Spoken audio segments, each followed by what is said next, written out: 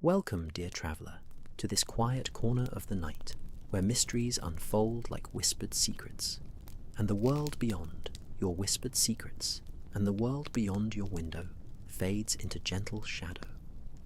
I am so glad you have found your way here, to this place of rest and wonder, where stories drift like autumn leaves upon still water. Tonight, we journey together to a world of gaslight and rain-swept cobblestones, to the heart of Victorian London, where the extraordinary hides beneath the ordinary, waiting to be discovered. This tale is designed to slow your thoughts, to ease the tensions of your day, and to carry you gently toward the shores of peaceful sleep. Wherever you are in this wide world, from what distant land or neighbouring town you listen, you are welcome here. Now, settle in, get comfortable, and breathe with me as we begin. The rain came softly to Baker Street on that November evening in 1893. A gentle percussion against the window panes of 221B that seemed less like weather and more like a lullaby whispered by the city itself. Inside those familiar rooms, the fire burned with a steady golden warmth, casting dancing shadows across the Persian carpet and illuminating the cluttered comfort of Sherlock Holmes's domain. The air was thick with the mingled scents of old leather, pipe tobacco, and the faint vanilla sweetness of the Morocco-bound volumes that lined the walls from floor to ceiling. It was the kind of evening that invited contemplation, the kind of darkness that felt less like absence and more like presence, a velvet curtain drawn against the world beyond. I sat in my customary chair, the one nearest the fire, a cup of Mrs. Hudson's excellent tea, cooling slowly on the small table beside me, its surface reflecting the firelight like a mirror of bronze. Holmes occupied his own chair across from me, his long fingers steepled beneath his sharp chin, his grey eyes fixed upon the flames, with that peculiar intensity that meant his brilliant mind was working through some problem I could not yet perceive. The comfortable silence between us was the silence of old companions, requiring no words, no explanations, only the shared warmth of the fire and the gentle rhythm of the rain. The evening had stretched on in this peaceful manner for some time, the clock on the mantelpiece ticking away the minutes with its soft, mechanical heartbeat, when Holmes stirred at last, reaching for his pipe with the unhurried grace that characterized his every movement. He packed the bowl with tobacco from the Persian slipper that served as his tobacco pouch, a habit I had long since ceased to find eccentric, and lit it with a wooden match that flared briefly, painting his aquiline features in sharp relief before settling into the steady glow of burning tobacco. "Watson," he said at last, his voice low and contemplative, "do you believe in the power of symbols, not merely as representations of ideas, but as vessels of genuine influence upon the human mind?" It was a philosophical question, the sort Holmes occasionally posed when his active cases had temporarily exhausted themselves, and his restless intellect sought occupation elsewhere. I considered my response carefully, taking a sip of my tea, which had cooled to that perfect temperature where the flavours bloomed most fully upon the tongue. "I believe," I replied slowly, "that symbols can carry great weight for those who invest them with meaning. A flag, a cross, a wedding ring. These things hold power, not in themselves, but in what they represent to the human heart." Holmes nodded, a small smile playing at the corners of his mouth. "Quite right, my dear fellow. And yet, there are those who would claim that certain symbols possess intrinsic power, that the shape and form itself, regardless of belief, can influence events in our material world. Before I could respond, the sound of footsteps upon the stairs below interrupted our discourse.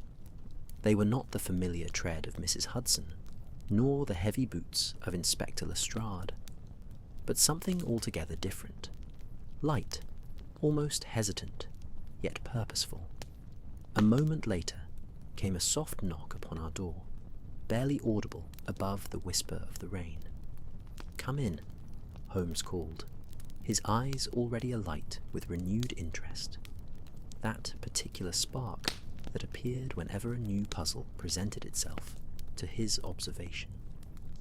The door opened slowly, and our visitor stepped into the warm glow of our sitting room. She was a woman of perhaps 30 years, dressed in a travelling cloak of deep burgundy that glistened with raindrops like scattered diamonds. Her face, framed by dark hair pinned beneath a modest hat, bore the marks of both good breeding and recent distress, a combination Holmes and I had encountered many times before, yet which never failed to stir my sympathies. "Mr. Holmes," she began, her voice carrying the cultured tones of education, softened by genuine worry.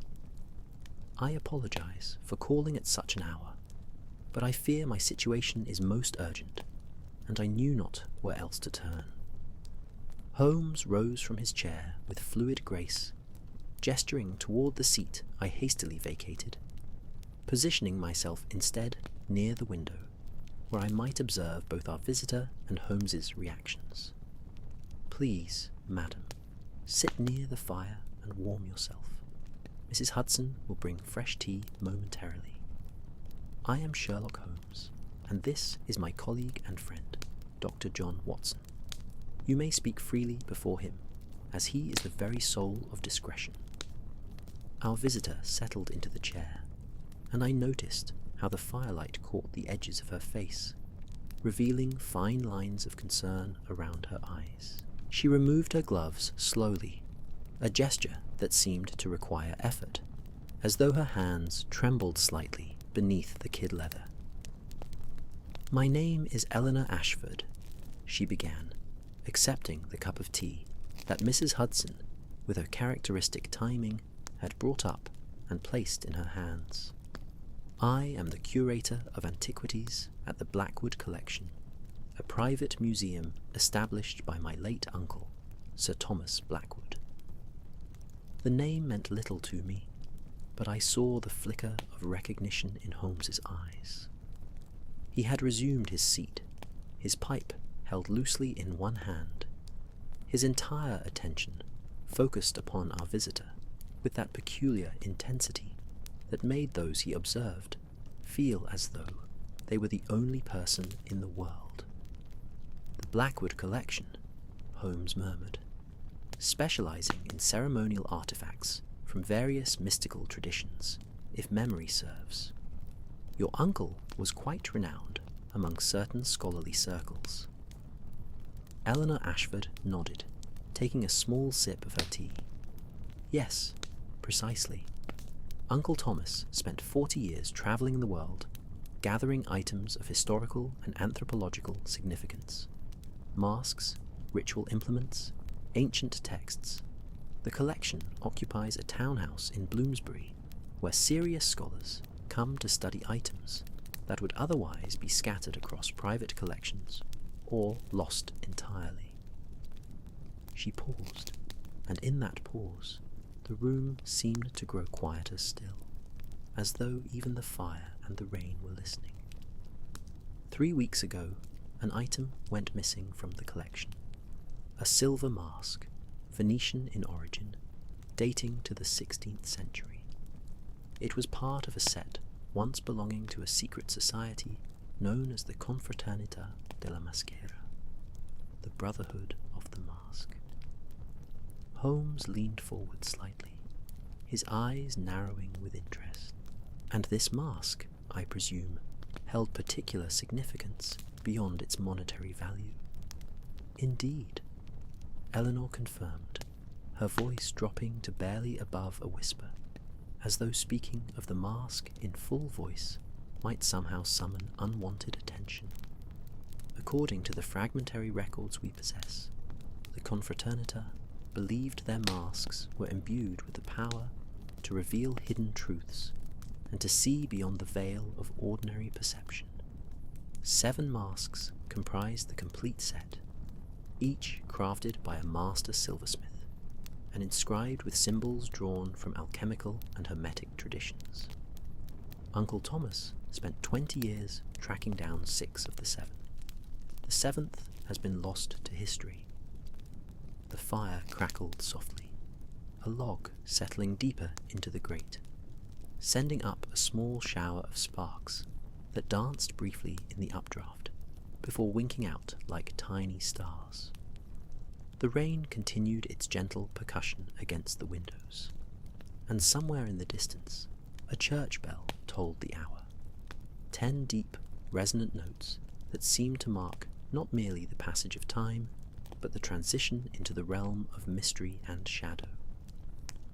The theft itself was peculiar, Eleanor continued, her fingers wrapped around the teacup, as though drawing warmth and courage from its porcelain surface.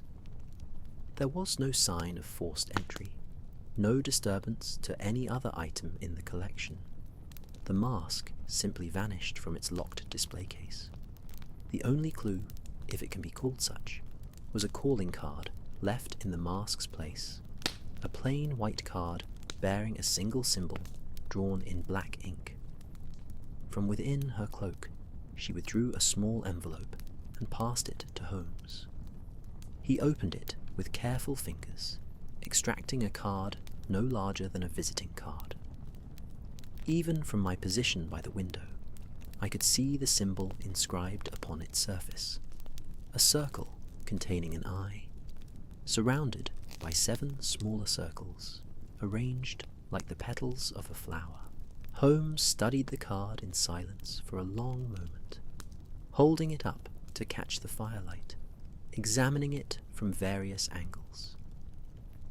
Before we could fall asleep tonight, I thought it might be lovely to hear from you, dear listener.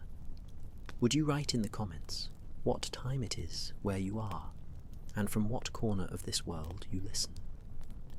But such thoughts could wait, for Holmes was speaking again, his voice carrying that particular quality it assumed when he was piecing together the strands of a mystery.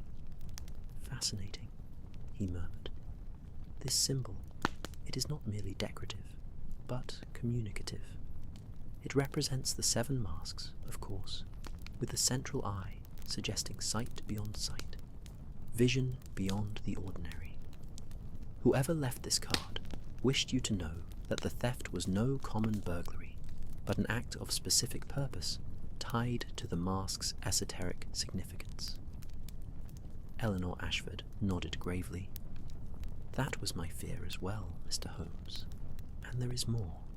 Since the theft, I have received 3 letters, each unsigned, each bearing the same symbol, urging me not to report the theft to the police, and warning that the mask must be reunited with its companions.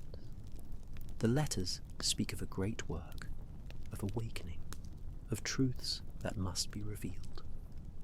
Holmes rose from his chair and moved to the window, standing beside me as he gazed out into the rain-swept darkness of Baker Street. The gaslight from the street lamps below painted the wet cobblestones in pools of amber and shadow, and the occasional passerby hurried along beneath umbrellas like moving shadows themselves. "Tell me, Miss Ashford," Holmes said, without turning from the window, "are the other 5 masks still secure in your collection?" "They are, Mr. Holmes. I have had them moved to a private vault since the theft, and I personally check on them each day." "And your uncle's records, would they contain any information about the society itself, about who might wish to possess all 7 masks?" Eleanor hesitated, and I saw her hands tighten around the teacup. Uncle Thomas was meticulous in his record-keeping, but much of what he knew about the confraternita came from oral traditions and fragmentary sources. What I do know is that the society disbanded sometime in the late 17th century under mysterious circumstances. There were rumours of a final ceremony, of something that went terribly wrong. The masks were scattered, lost, hidden, until Uncle Thomas began to find them again. The rain intensified slightly, a soft drumming that filled the brief silence. Holmes turned from the window, his expression one of deep thought, his fingers drumming a gentle rhythm against his pipe stem. "I shall take your case, Miss Ashford," he announced, returning to his chair with renewed purpose.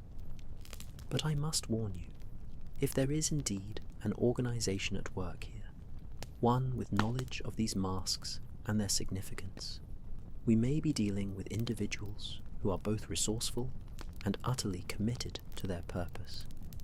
We shall need to proceed with care and method." Relief washed over Eleanor Ashford's features, like sunlight breaking through clouds. "Thank you, Mr. Holmes. I cannot tell you what comfort it brings me to have your assistance in this matter." As our visitor finished her tea and made arrangements to meet Holmes at the Blackwood Collection, the following morning I found myself gazing into the fire, watching the flames dance and shift, creating shapes that seemed almost meaningful before dissolving again into formless light. The mystery had been laid before us like a map of unknown territory, and tomorrow we would begin our journey into its depths. But for now, there was only the warmth of the fire, the gentle rain, and the peaceful darkness of the November night settling over London like a blanket of stars. Morning arrived with a pale grey light that seemed to seep rather than shine through the fog-laden streets of London, transforming the city into a watercolour painting where edges blurred and distances became uncertain. I woke to the sound of Holmes already moving about our sitting room, his footsteps creating a familiar rhythm above the floorboards. 3 steps to the bookshelf. Pause, return to the desk, the soft rustle of papers being examined. The fire had been rebuilt since the previous evening, crackling quietly with fresh coal, and the scent of coffee mingled with the lingering traces of tobacco smoke, creating an atmosphere of comfortable industriousness that characterized our best mornings together. I rose and dressed with deliberate care, knowing that our visit to the Blackwood Collection would require a certain formality. When I emerged from my room, I found Holmes standing before the mantelpiece, examining the calling card Eleanor Ashford had left with us. He had changed into a suit of dark grey wool, his collar crisp, his hair carefully combed back from his high forehead.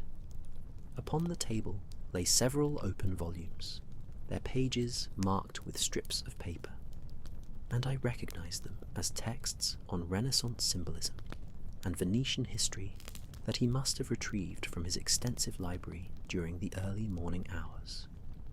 "Ah, Watson," he greeted me without turning, his eyes still fixed upon the card with its mysterious symbol.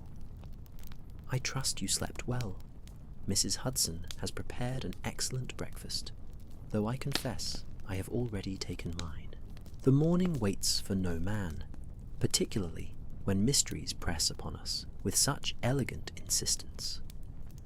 I poured myself coffee from the silver pot on the sideboard, its warmth spreading through the porcelain cup and into my hands, a small comfort against the November chill that even our well-maintained fire could not entirely banish. "You have been researching, I see. Have you discovered anything of significance regarding this Brotherhood of the Mask?"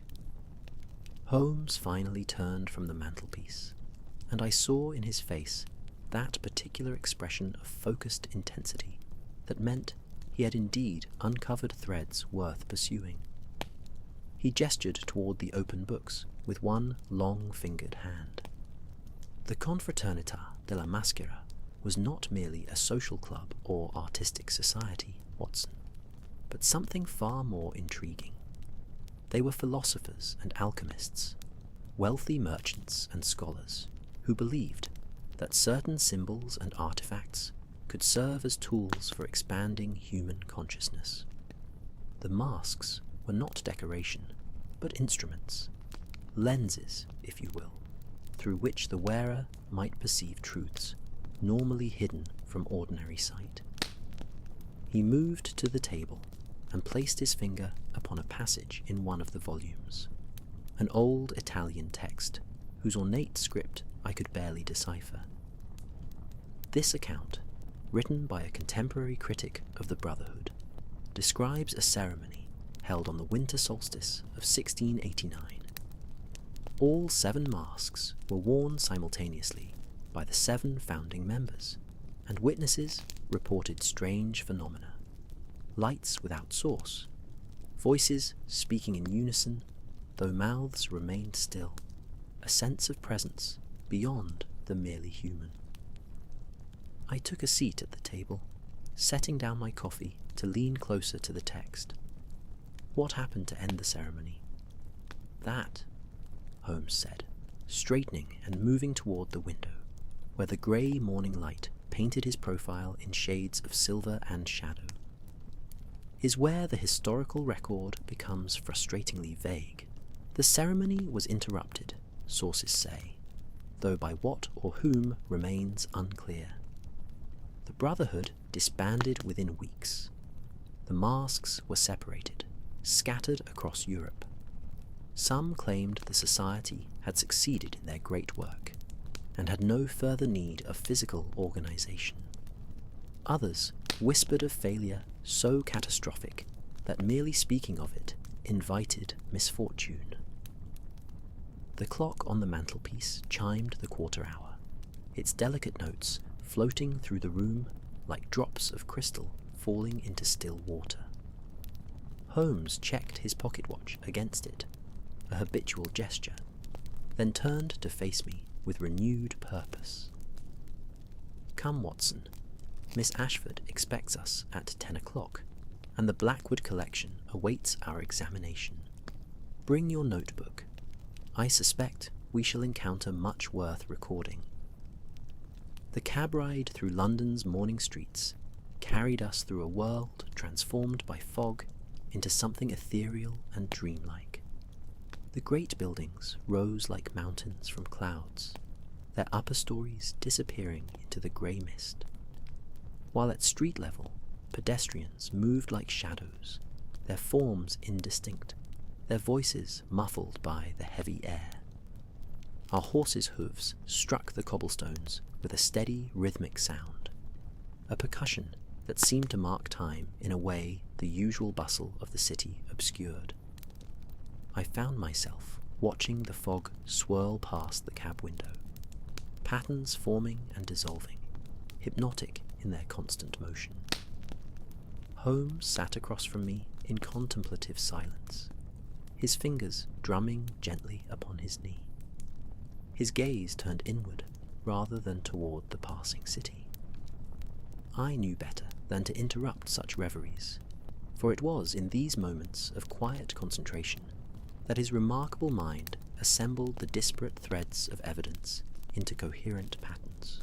The fog pressed against our cab like a living thing, and within its embrace, London felt less like a city of millions and more like an intimate village where secrets might still be kept and mysteries could flourish in shadowed corners.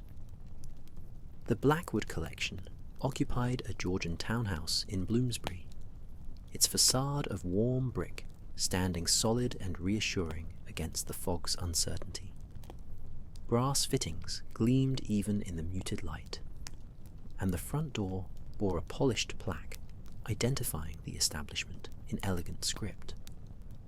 Eleanor Ashford herself answered our knock, having apparently been watching for our arrival.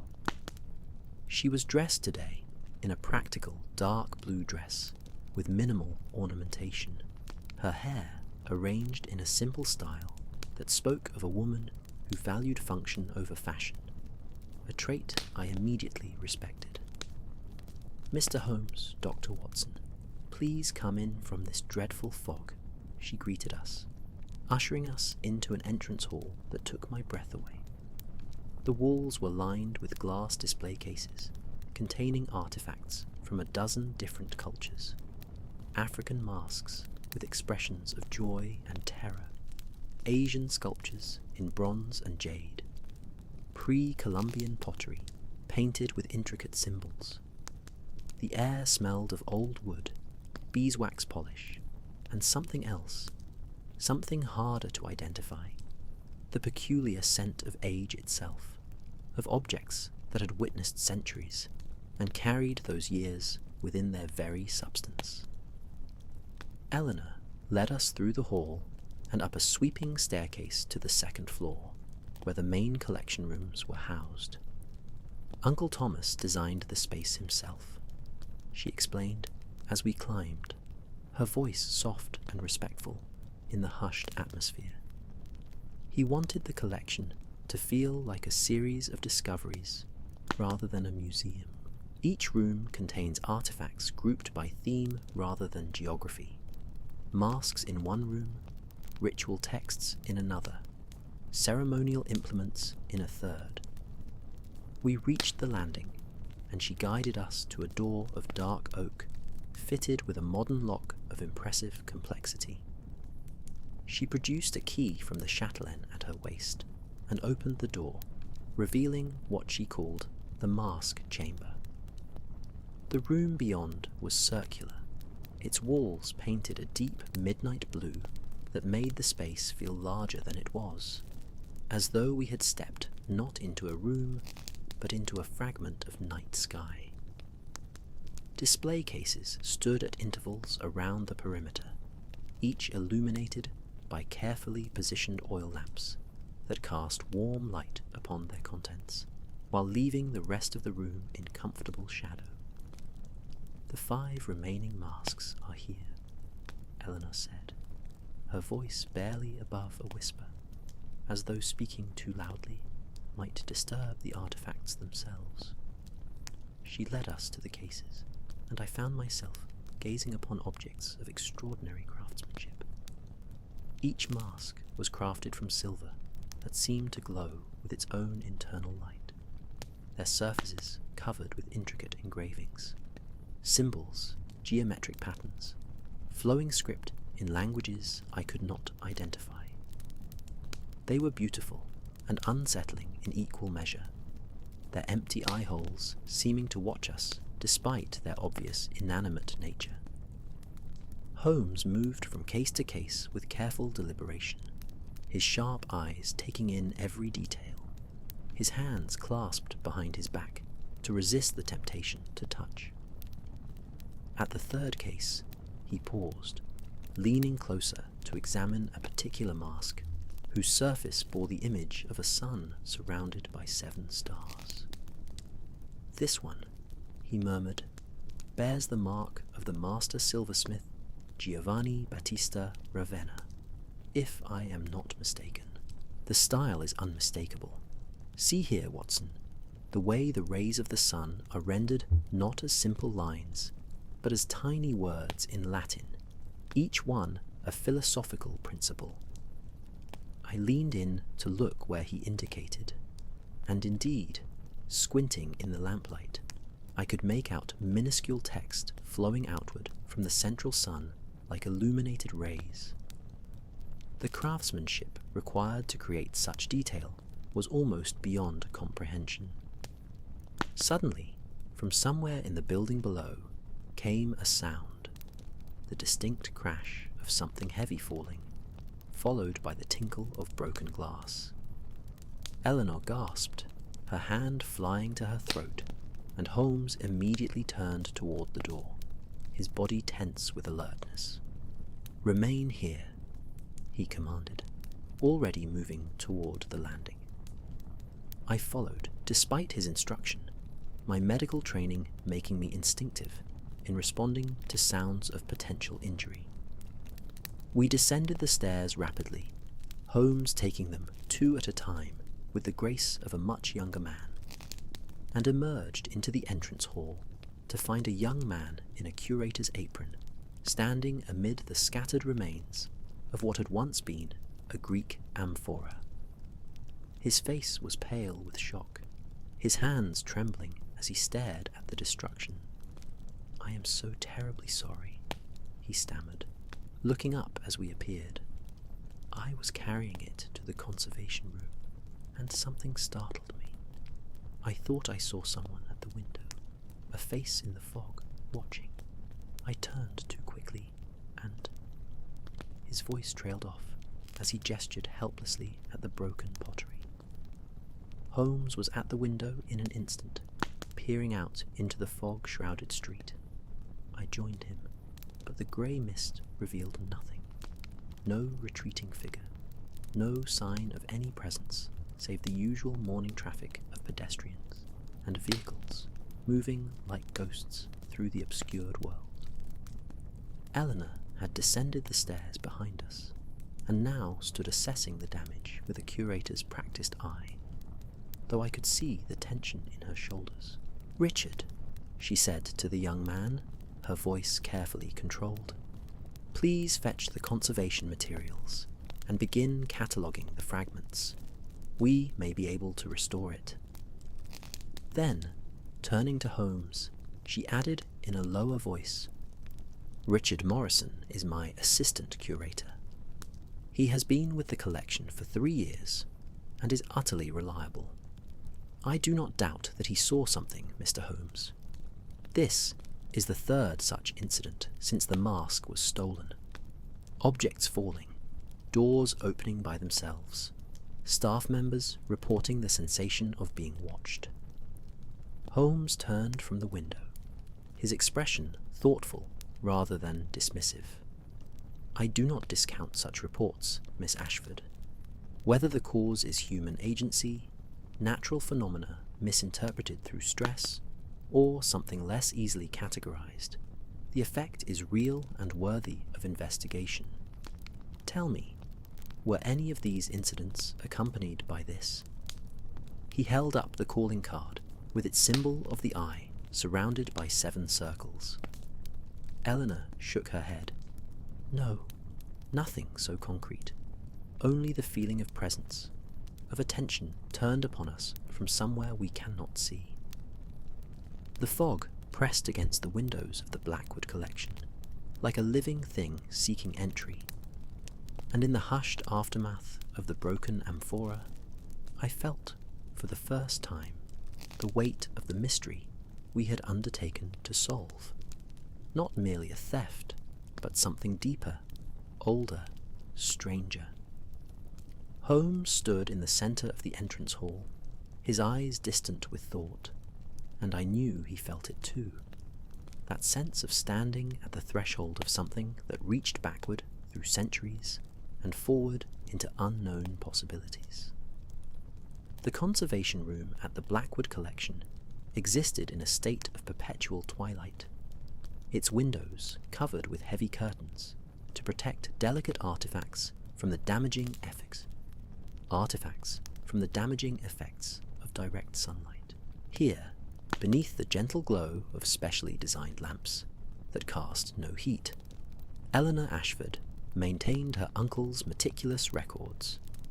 Ledgers bound in green leather, journals filled with cramped handwriting, sketches and photographs mounted in careful albums, all documenting the provenance and history of each item in the collection.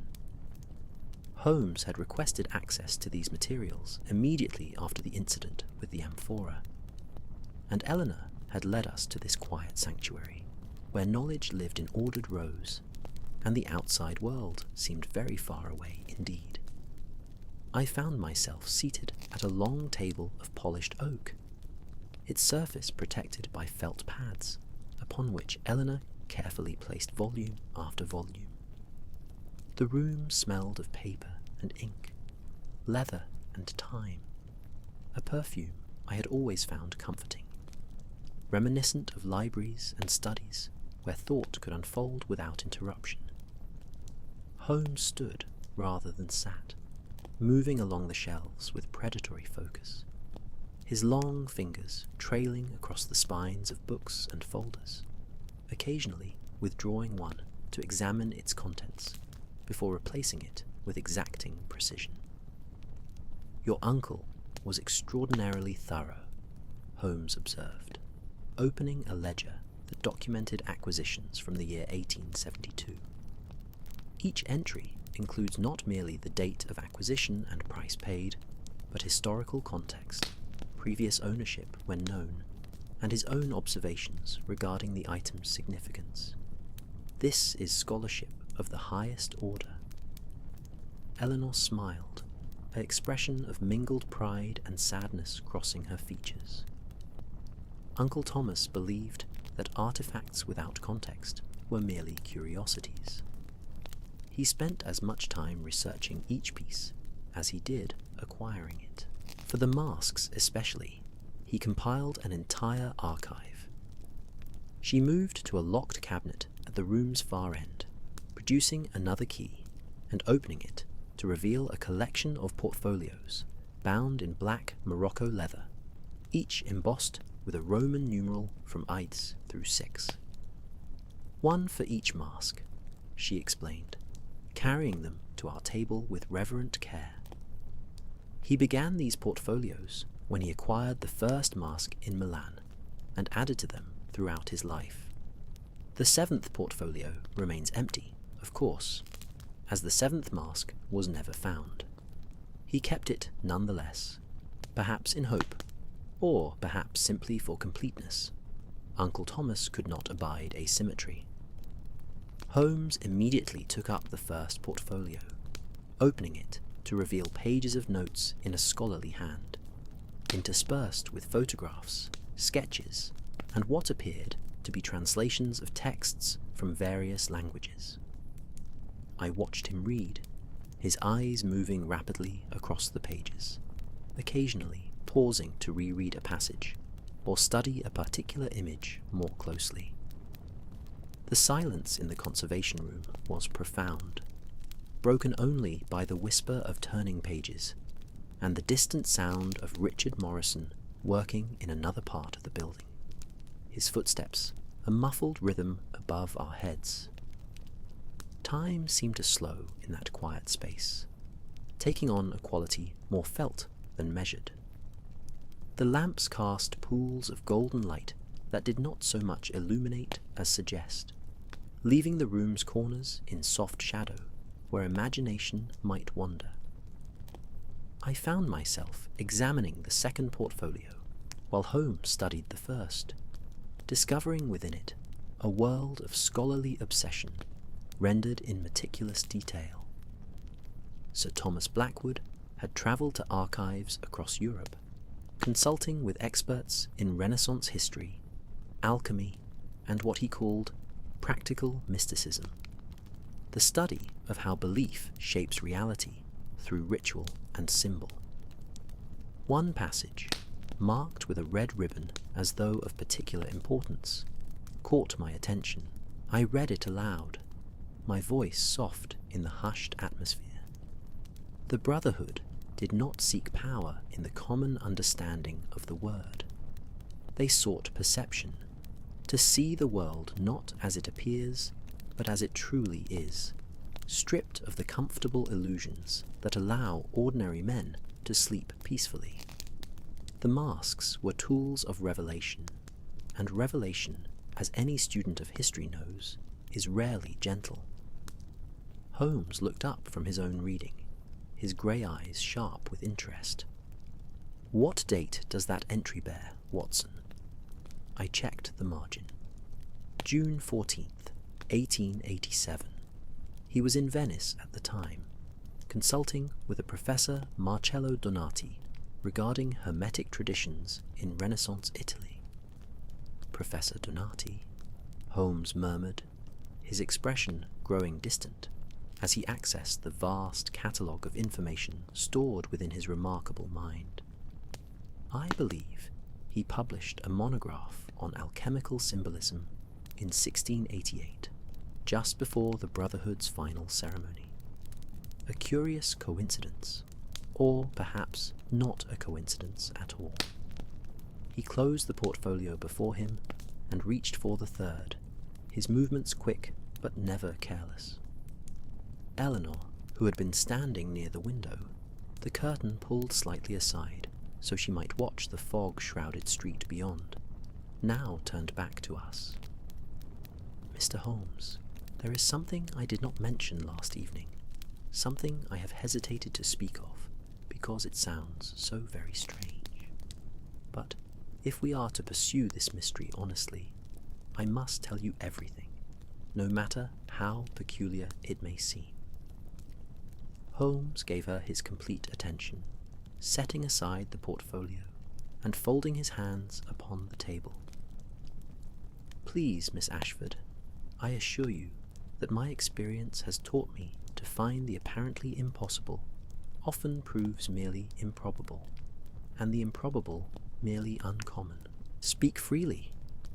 She returned to the table, taking a seat across from us, her hands folded in her lap in a gesture that suggested she was gathering courage for what she must say. The lamplight caught the delicate structure of her face, highlighting the intelligence in her dark eyes and the determination in the set of her jaw. "3 nights ago," she began, her voice steady despite the evident strangeness of what she was relating, "I was working late here in the conservation room, updating our catalogue. It was well past midnight, and the building was silent, save for the usual settling sounds old houses make. I was alone, or believed myself to be alone. I had been reading through Uncle Thomas's notes on the stolen mask, the 6th mask, which he called the Mask of Visions, when I felt an overwhelming urge to look up, as though someone had called my name, though no sound had been made." She paused, and in that pause, I heard the building around us creak softly, the sound of old wood adjusting to temperature and humidity. Sounds that in daylight seem innocuous, but at night might suggest presence, intention, awareness.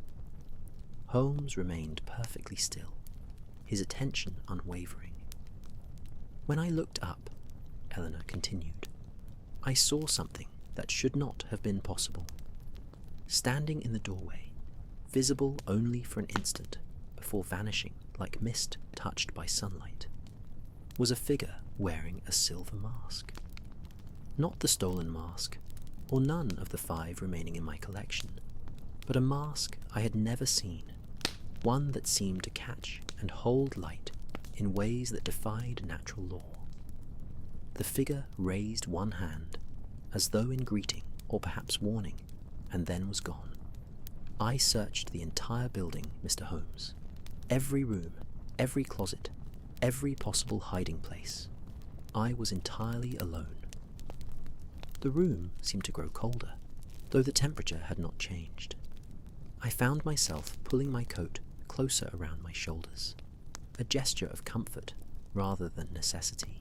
Holmes, however, showed no such response. Instead, he leaned forward slightly, his expression intense with concentration. "Describe the mask you saw," he commanded, his voice gentle but insistent. "Every detail you can recall, no matter how small."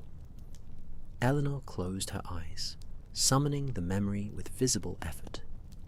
It was silver, like the others, but the craftsmanship seemed different, more fluid somehow, as though the metal had been shaped by thought rather than tools. The surface bore an engraving of a serpent eating its own tail, the Ouroboros, surrounded by stars arranged in a pattern I recognized from Uncle Thomas's notes as representing the constellation of Draco. The eye holes were not empty, but seemed filled with shadow that moved, that watched. And there was one more thing, Mr. Holmes. On the forehead of the mask, Positioned where the third eye would be in certain mystical traditions, was a small crystal or gem that pulsed with a faint blue light. She opened her eyes and looked at us with an expression that mixed embarrassment with conviction. I know how this sounds.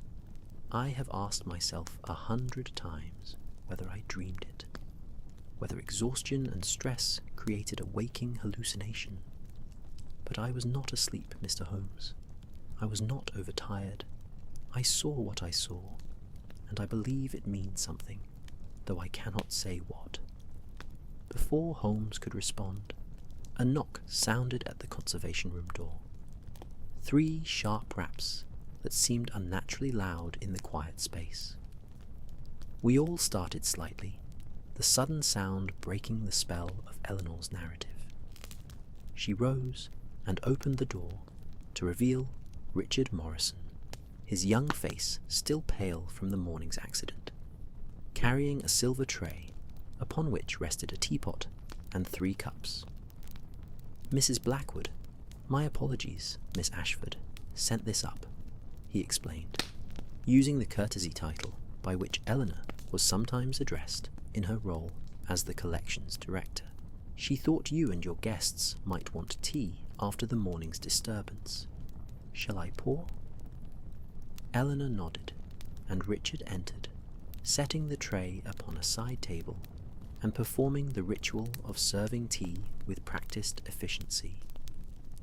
The normalcy of the action, the clink of porcelain, the whisper of liquid pouring, the faint steam rising in curling ribbons, served to ground us back in the material world after Eleanor's unsettling revelation.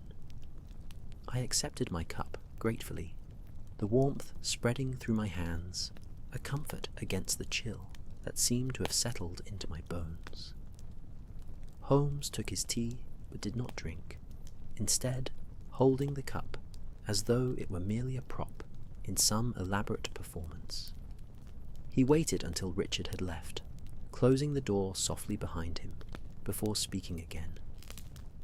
Miss Ashford, the mask you describe, the 7th mask, for such I believe it to be, has not been seen in over 2 centuries, according to the historical record. If what you witnessed was genuine and not, as you suggest, some trick of perception, then we are dealing with forces that have remained hidden far longer than the mere weeks since your collection was burgled. The question becomes, why now? What has changed to bring these shadows into the light? He set down his teacup untouched and returned to the portfolios, this time selecting the one marked with Roman numeral 6, the portfolio for the stolen mask. He opened it and began reading with renewed intensity, turning pages quickly, his eyes scanning for some detail that might illuminate the darkness surrounding our mystery. I sipped my tea, finding it perfectly prepared, and watched the fog beyond the windows shift and swirl, patterns forming and dissolving in endless procession. Here, Holmes announced suddenly, his finger stabbing down upon a particular page. Listen to this entry from Sir Thomas, dated December 20th, 1892, less than a year ago. I have received a communication from a source in Vienna who claims to have knowledge of the 7th mask's location. He will not commit details to writing, but has requested a meeting in London. I am skeptical, having received countless such claims over the years, all proving false. Yet, there is something in the tone of this letter, a precision of language regarding the Brotherhood's symbols, that suggests genuine knowledge rather than the usual attempts at fraud. I shall grant the meeting and maintain open mind. Holmes looked up at Eleanor. Did your uncle attend this meeting? Is there any subsequent record of what transpired? Eleanor frowned, clearly searching her memory. I do not recall Uncle Thomas mentioning any such meeting, but you must understand, Mr. Holmes, he was intensely private about his research. He would often disappear for days, offering no explanation beyond vague references to following a lead. I was not yet formally his assistant at that time, being occupied with my own studies at the British Museum. She paused, then added, "But wait, there may be something. Uncle Thomas kept a personal diary separate from these research portfolios. I have not read it, feeling it too intimate to examine without pressing need. Perhaps now that need has arrived." She moved to another cabinet, this one requiring 2 keys to open, and withdrew a slim volume bound in worn brown leather, its edges softened by years of handling. She placed it before Holmes with visible reluctance, and I understood her hesitation. To read another's diary is to walk through the chambers of their private thoughts, an act not to be undertaken lightly. Holmes opened the diary with respectful care, turning to the entries from December 1892.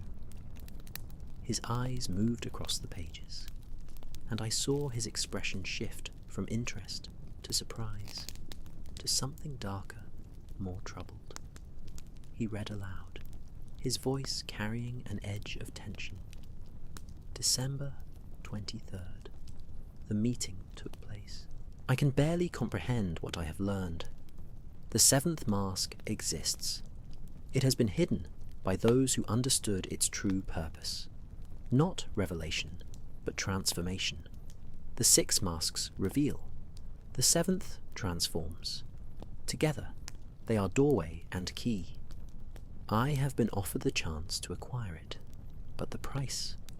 Holmes paused, then continued. The price is one I cannot pay, will not pay, though I have devoted my life to this search. Some things must remain hidden, some doors must stay closed. I have declined. May God forgive me if I have made the wrong choice. The conservation room fell silent, save for the ticking of a clock I had not noticed before, its mechanism counting away seconds that suddenly felt heavier, more significant. Outside, the fog pressed against the windows like a living presence, and somewhere in the building, a door closed with a soft but definite sound that echoed through the old house like a sigh, like a warning, like the turning of a page in a story whose ending we could not yet see.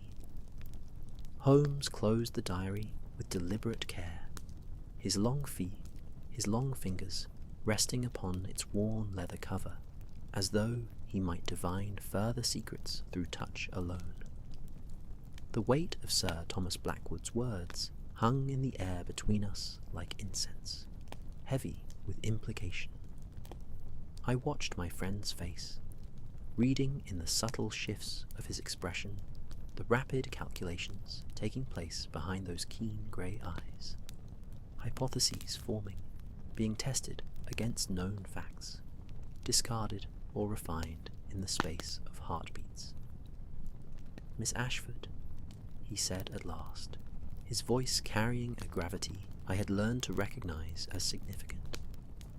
"I must ask you something of a delicate nature. After your uncle's death, were his affairs in order?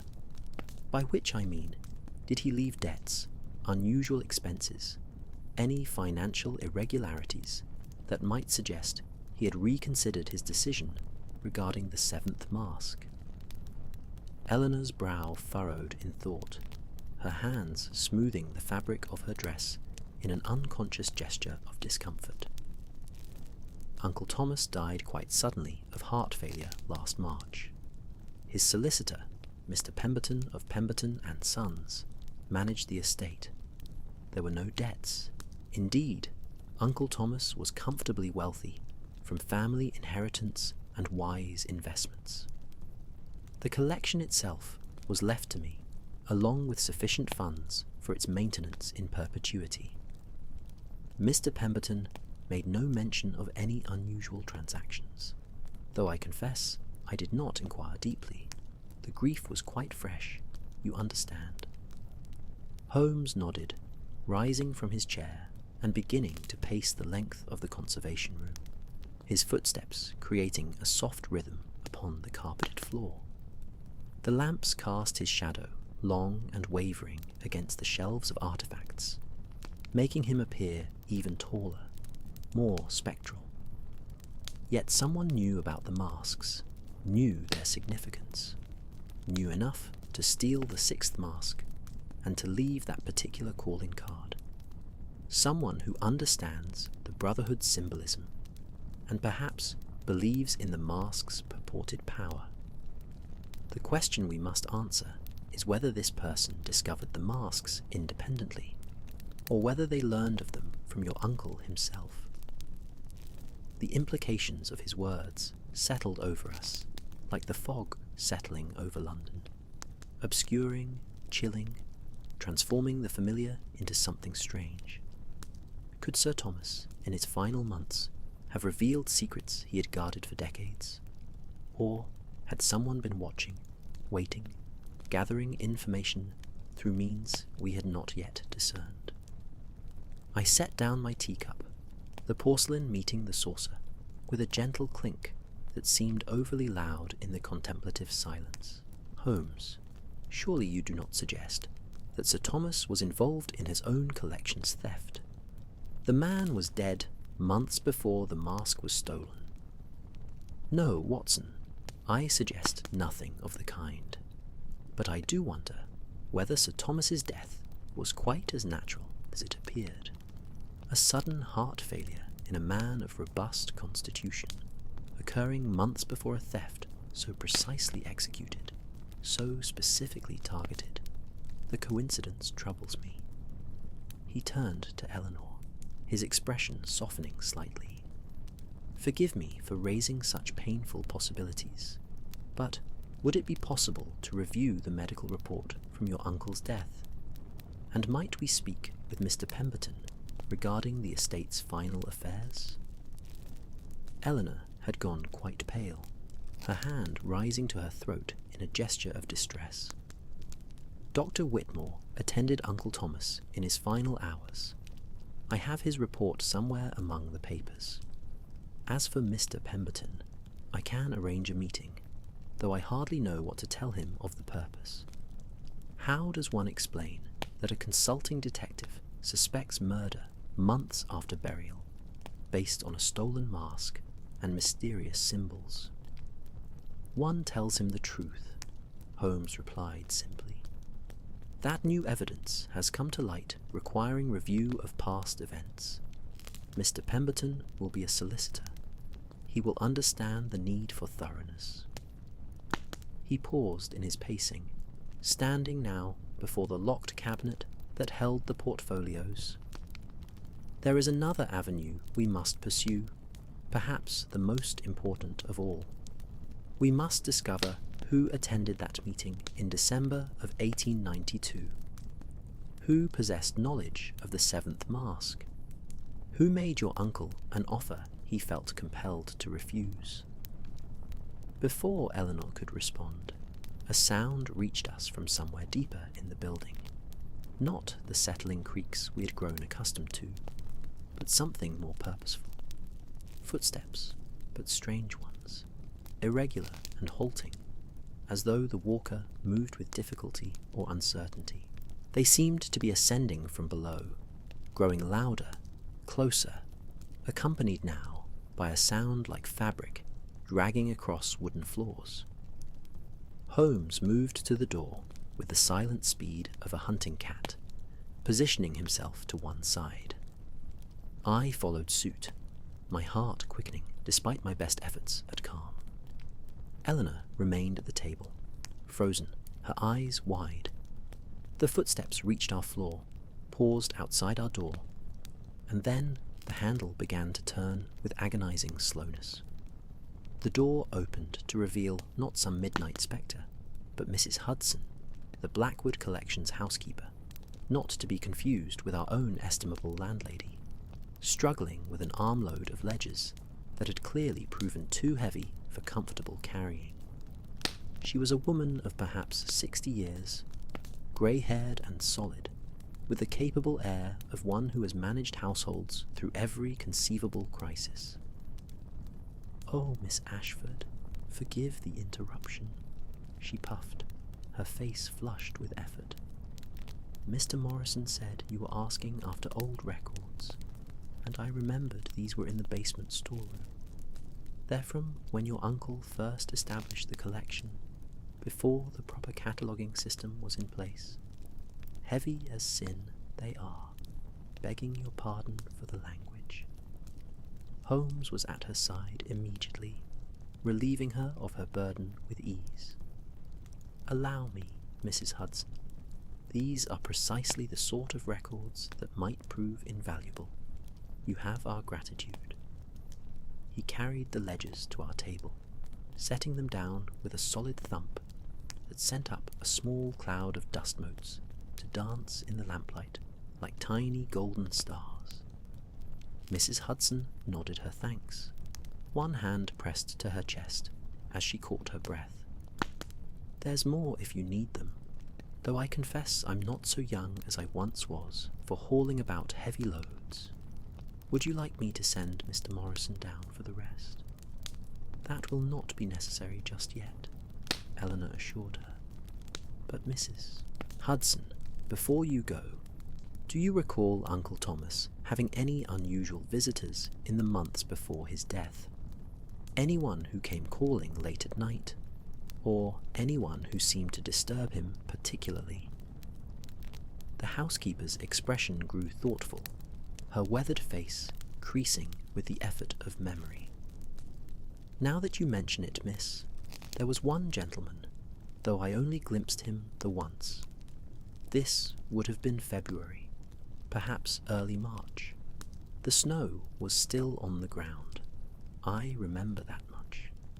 Very late it was, well past 11, and I'd stayed to finish some mending in my quarters. I heard the front door, you see, and thought it odd at such an hour. When I looked out my window, I saw a man leaving. Tall he was, dressed all in black with a peculiar hat, foreign-looking somehow.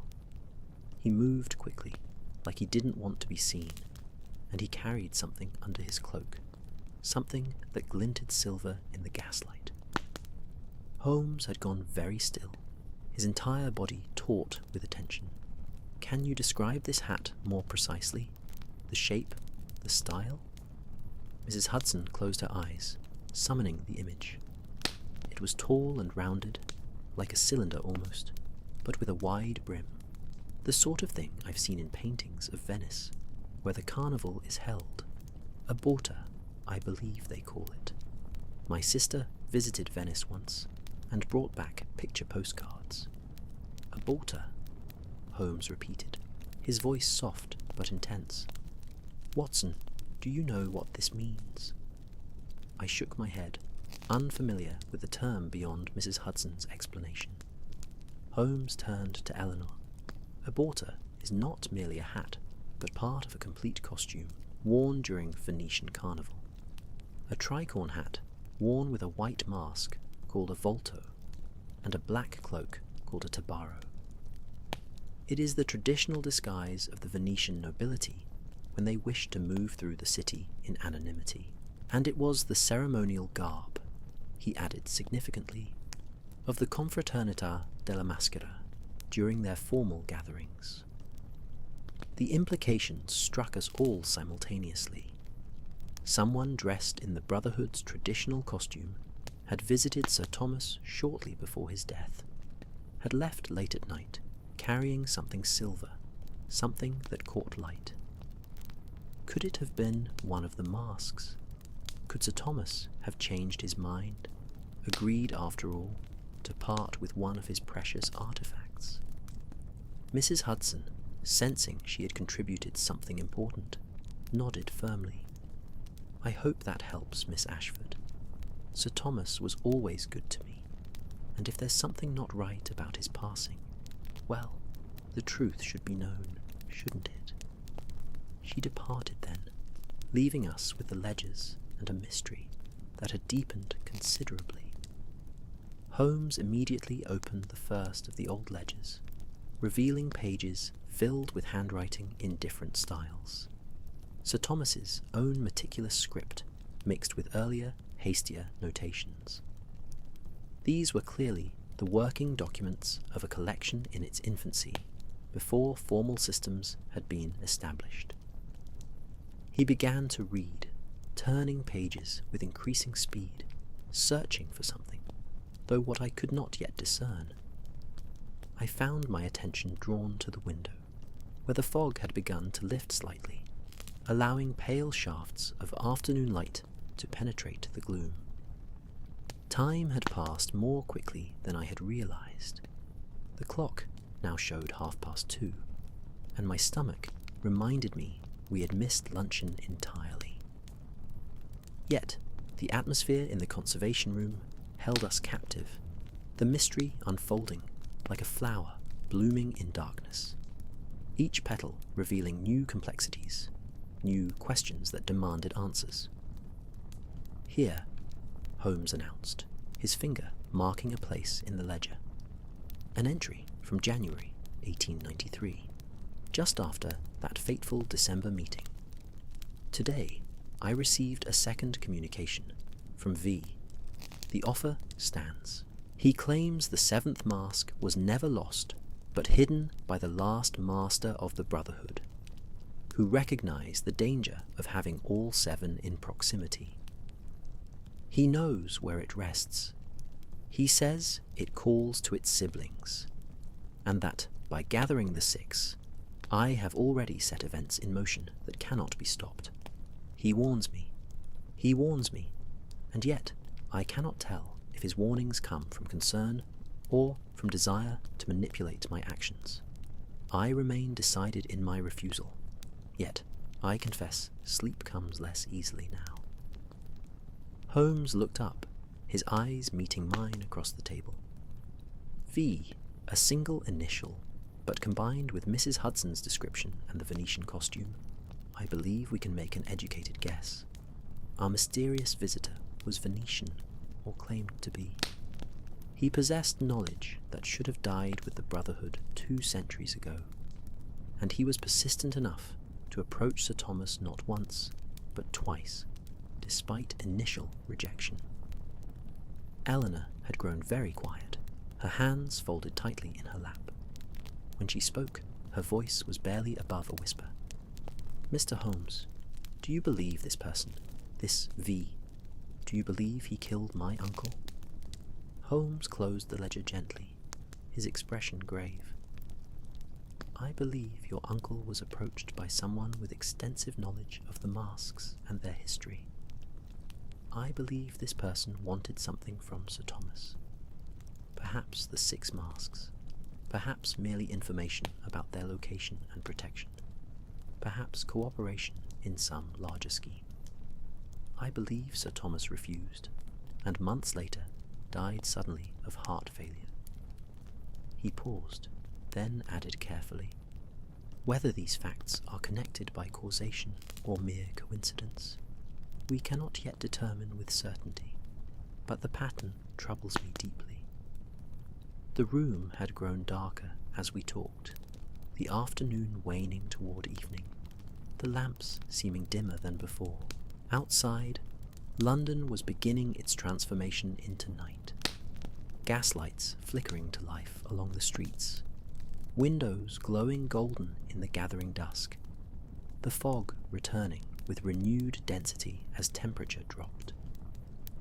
In the conservation room of the Blackwood collection, surrounded by artifacts that had witnessed centuries of human hope and fear, ambition and devotion, we sat in contemplative silence, each absorbed in our own thoughts about masks and mysteries, about death and revelation, about the long shadows that past events cast into the present moment, waiting patiently for their secrets to be uncovered and understood. Evening descended upon London with a swiftness that surprised me, as though the city itself had grown weary of the grey day and sigh of the grey day, and simply surrendered to darkness. Holmes and I emerged from the Blackwood collection into streets transformed by gaslight and shadow.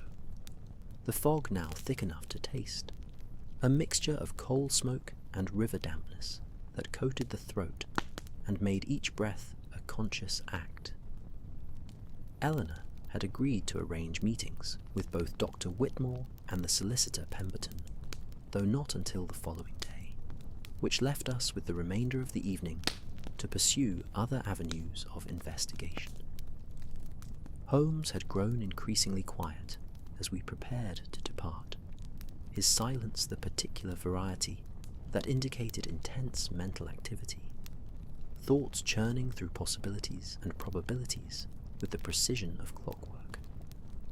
We walked rather than hailed a cab, Holmes setting a brisk pace that I matched with some effort, my leg aching slightly from the day's activities, an old wound from Afghanistan that served as my own personal barometer of exertion and weather both. The streets were busy with the evening traffic of clerks and shop workers making their way home, their forms appearing and disappearing in the fog like spirits caught between worlds. Holmes navigated this river of humanity with unconscious skill, his attention clearly elsewhere, and I followed in his wake, trusting his sense of direction even when I could barely see 3 feet ahead. "Watson," he said at last, his voice cutting through the muffled sounds of the city. I find myself troubled by the chronology of events. Sir Thomas receives these communications in December and early January. He refuses the offer regarding the 7th mask. He dies in March. The 6th mask is stolen in October. Why the delay? If our mysterious V wished to acquire the masks, why wait 7 months after Sir Thomas's death to make his move? I considered this as we turned onto a side street I recognized as leading toward the British Museum. Perhaps he needed time to plan, to discover the exact location and security arrangements of the collection. Possible, Holmes acknowledged, but insufficient. A man with the knowledge V appears to possess. A man bold enough to approach a noted collector twice, with offers regarding legendary artifacts. A man who dresses in the ceremonial garb of a secret society. Such a man does not strike me as one who requires 7 months to plan a simple burglary. No, Watson, there is something else at work here, some factor we have not yet identified that made October the crucial moment for action. We had arrived at the British Museum, its great columned facade looming out of the fog like a Greek temple transported through time and space to the heart of London. Holmes stopped before the entrance, checking his pocket watch against the gaslight. 6:15. The reading room will close at 8, which gives us sufficient time if we are efficient. Come, Watson, we must consult the archives. The reading room of the British Museum was a sanctuary of circular perfection, its domed ceiling soaring overhead like the vault of heaven itself, lined with books that contained the accumulated knowledge of human civilization. The space was warmer than the street outside, heated by radiators that hissed softly in their corners, and illuminated by electric lights. A modern innovation that cast steady, bright light upon the readers scattered throughout the room, each bent over their own particular obsession, lost in worlds of text and image. The air smelled of paper and dust, binding glue, and the peculiar scent of old leather that pervades all great libraries, a perfume I found immediately comforting. Holmes approached the desk with the confidence of one familiar with the institution, requesting access to materials on Italian Renaissance history, particularly sources dealing with secret societies and hermetic traditions in Venice. The librarian, a thin man with spectacles perched precariously on his nose, nodded with barely suppressed enthusiasm Clearly, Holmes's reputation had preceded him, or perhaps the man simply recognized a fellow devotee of obscure knowledge. We were directed to a table near one of the great windows, though the fog outside rendered the view meaningless, and soon found ourselves surrounded by volumes both ancient and modern. Holmes worked with focused intensity, his fingers tracing lines of text, occasionally making notes in the small book he carried for such purposes. I attempted to assist, though I confess my Italian was insufficient for many of the older sources, and I found myself instead examining English translations and scholarly commentaries. An hour passed in scholarly silence, marked only by the turning of pages and the distant footfalls of other researchers moving through the stacks.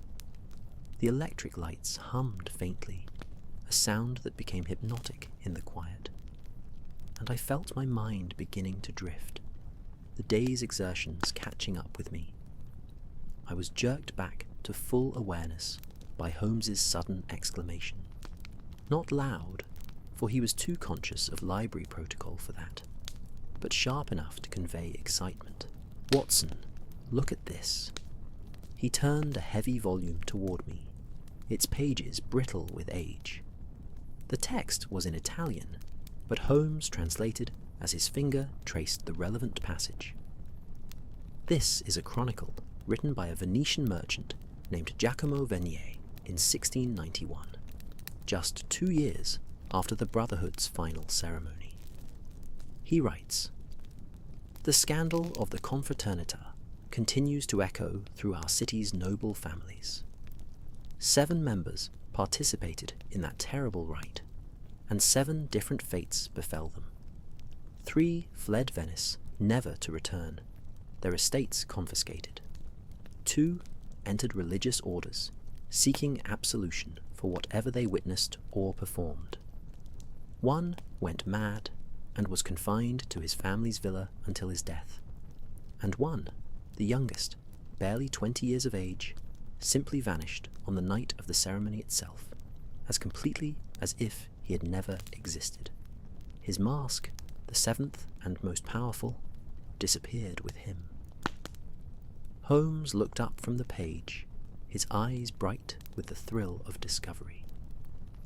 "The 7th mask did not survive the ceremony, Watson.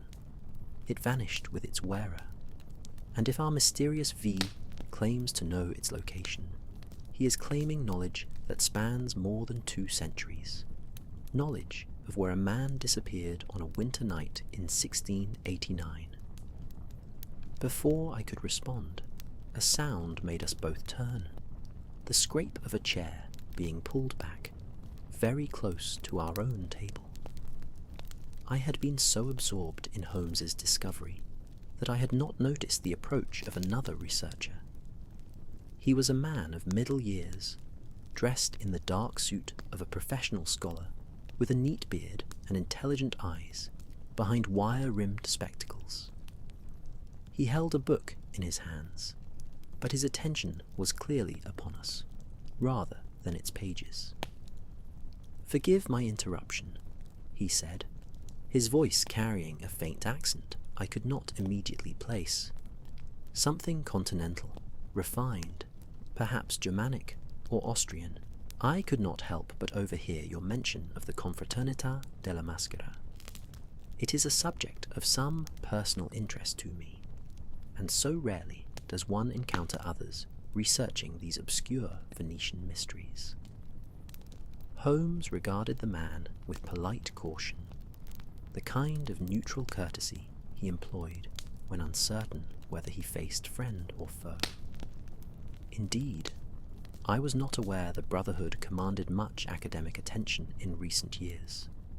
Most sources I have consulted dismiss them as merely another Renaissance secret society, of interest only to specialists. The man smiled, taking our lack of explicit dismissal as invitation, and moved closer, though he did not presume to sit uninvited. "That is precisely the problem, is it not? Dismissed overlooked, forgotten. And yet, their influence rippled through Venetian society in ways we are only beginning to understand. My name is Edouard Constantin, Professor of Renaissance History at the University of Vienna. I have spent 15 years researching Hermetic societies in Italy, and the Confraternita represents one of the most intriguing cases I have encountered. Holmes introduced us with simple courtesy, offering no more information than social convention demanded.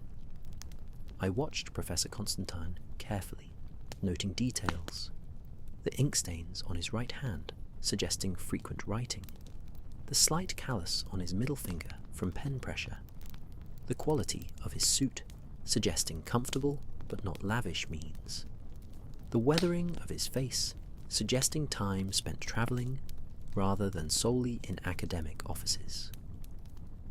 You mentioned the seventh mask, Constantine continued, his voice dropping slightly, as though conscious of the need for discretion, even in the library's relative privacy. Has your research led you to any conclusions about its fate? I have pursued that question for years without satisfaction. The historical record simply stops. The young man who wore it, Alessio Tornesi was his name, vanished without trace. Some claimed he was murdered by his fellow Brotherhood members to protect their secrets. Others suggested he fled with the mask to prevent its power from being misused. A few romantic souls believed the ceremony actually worked, that the mask transformed him into something beyond human understanding, allowing him to slip between worlds like water between stones. Holmes's expression remained carefully neutral, but I knew him well enough to recognize the intensity of his interest. Professor Constantine, your knowledge is clearly extensive. Tell me, in your research, have you encountered any suggestion that the Brotherhood, or those who studied its traditions, might still be active in some form? The professor's face underwent a subtle change, a tightening around the eyes that might have been surprise, or might have been something more guarded. Active. That would be remarkable indeed, given that the organization dissolved more than 200 years ago. And yet, he added slowly, there are persistent rumors. Scholars who become obsessed with the masks sometimes report unusual experiences, dreams of wearing silver, voices speaking in dead languages, the sensation of being watched by unseen eyes. Some have claimed to receive communications from modern devotees of the Brotherhood's philosophy, though such claims are difficult to verify and generally dismissed by serious academics.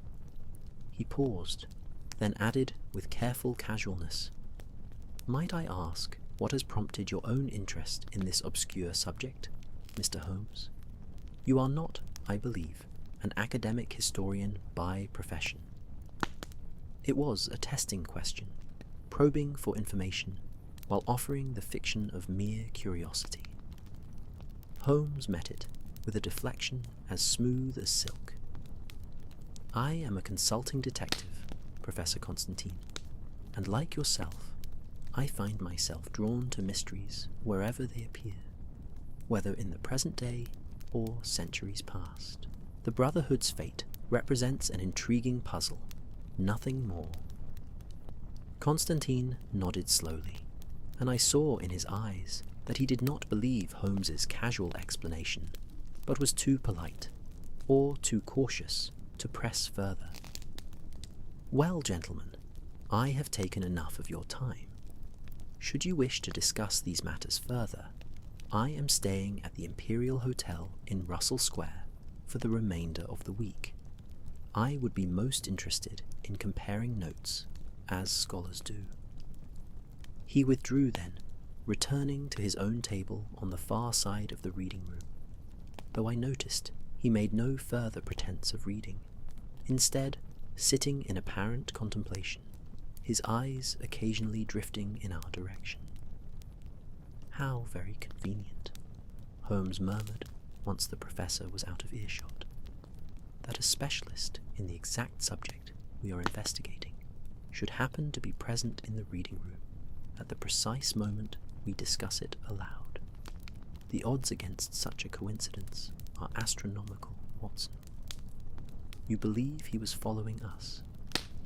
I believe we are being watched, whether by Professor Constantine himself or by those who employ him. And I believe our investigation has attracted attention we neither sought nor desire." He closed the chronicle before us and began gathering his materials with quiet efficiency.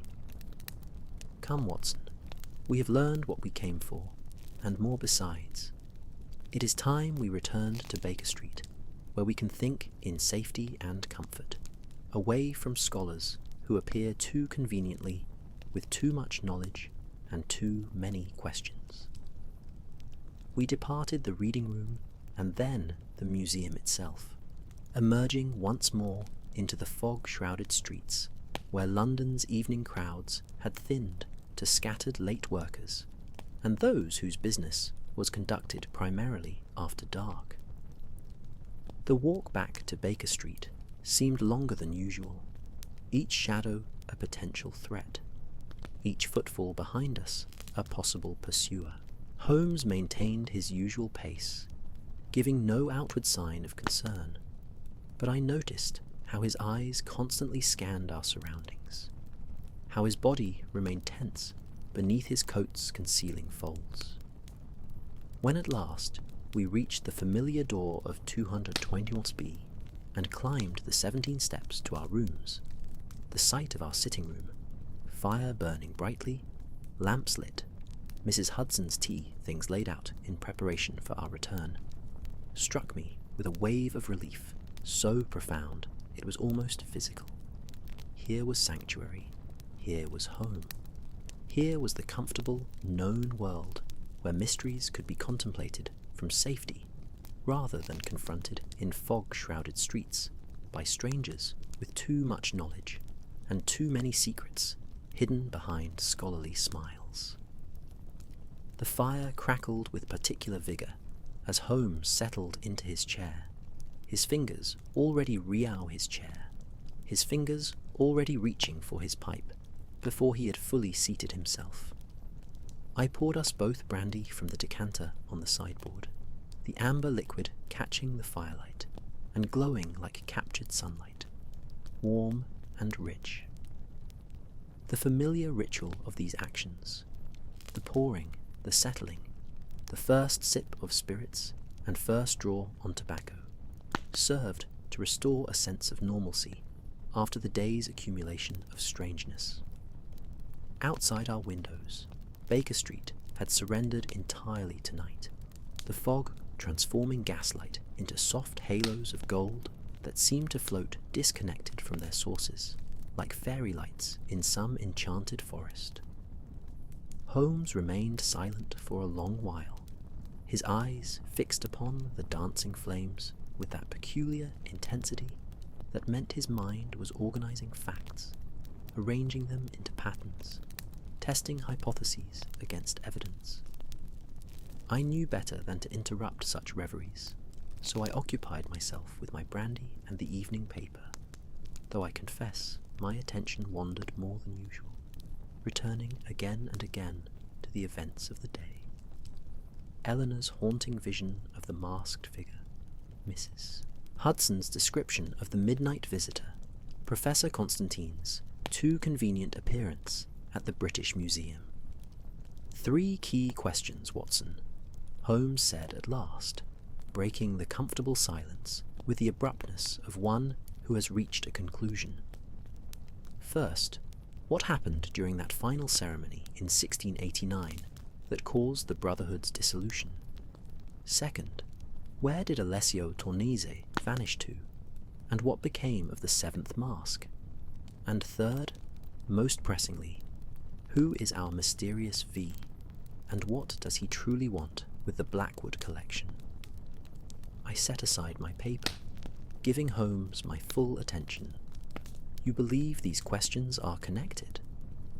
"I believe they must be, though the precise nature of the connection eludes me still. Consider, Watson, a secret society performs a ritual involving 7 masks, each purportedly capable of revealing hidden truths. Something goes catastrophically wrong. The society disbands. The masks are scattered. 2 centuries pass in silence.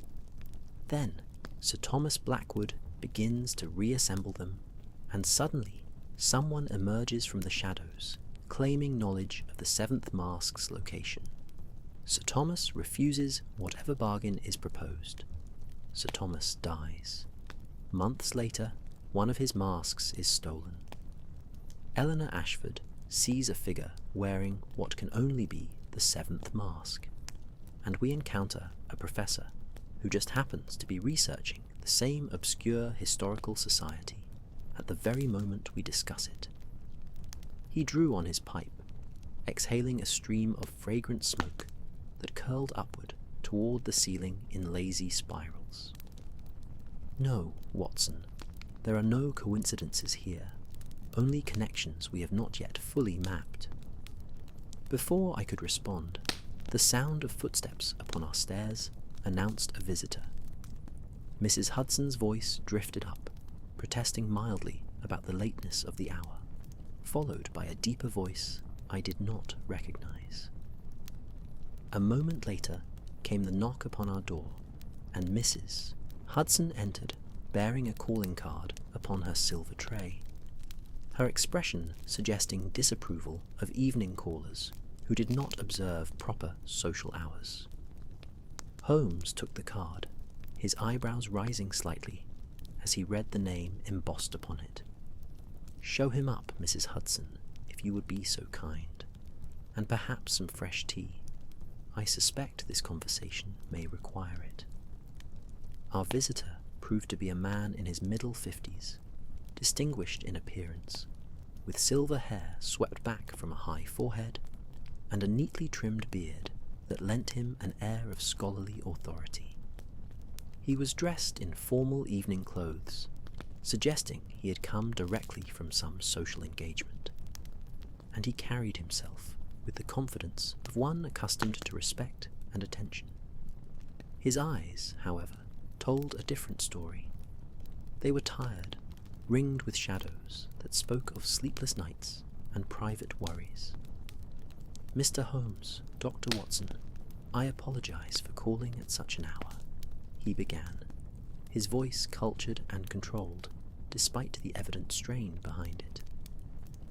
"My name is Pemberton, solicitor to the late Sir Thomas Blackwood. Miss Ashford sent word that you wished to speak with me regarding her uncle's affairs. Given the urgency she implied, I thought it best not to wait until morning." Holmes gestured toward a chair, and Pemberton settled into it with visible relief, accepting the cup of tea Mrs. Hudson poured before departing with a meaningful glance that suggested she would be listening at the keyhole if we were not careful. I suppressed a smile, knowing our landlady's concern was born of protective instinct rather than mere curiosity.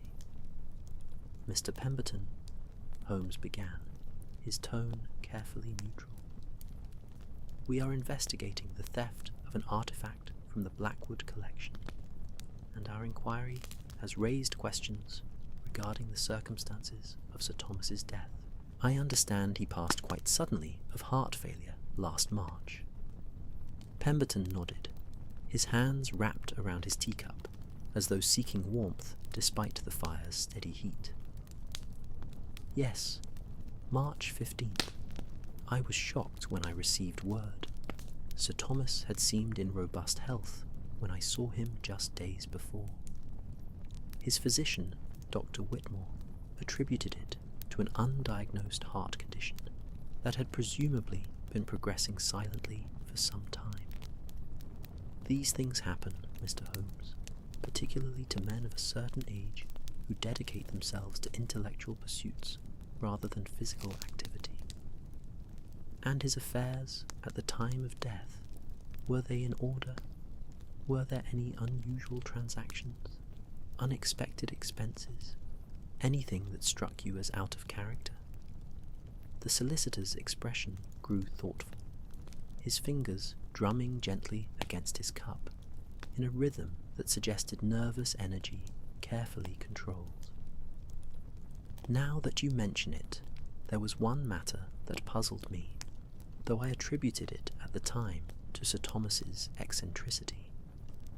In February, he instructed me to establish a trust quite separate from his main estate.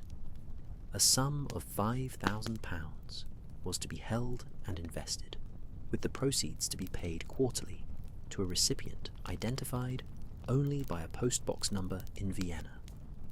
No name, no explanation, and Sir Thomas absolutely refused to discuss the matter further when I pressed for details. He simply said it was payment for services rendered and knowledge shared, and that I was to continue the arrangement indefinitely. Holmes leaned forward sharply, his entire body suddenly alert. Vienna, you are quite certain?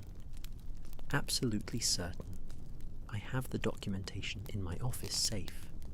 The first quarterly payment was sent in April, after Sir Thomas's death, as per his instructions. The arrangement continues to this day. A log shifted in the fireplace, sending up a shower of sparks that danced briefly before dying. And in that moment, I saw connections forming in Holmes's mind, like stars appearing in a clearing sky. Vienna, where Professor Constantine claimed to be from. Vienna, where Sir Thomas's mysterious beneficiary received quarterly payments. Vienna, a city with strong historical connections to Venice through centuries of political and cultural exchange. Mr. Pemberton, Holmes said quietly, his voice taking on that particular quality of intensity that always preceded significant revelations. I must ask you to do something that may seem irregular. I need you to delay the next quarterly payment. Make some excuse.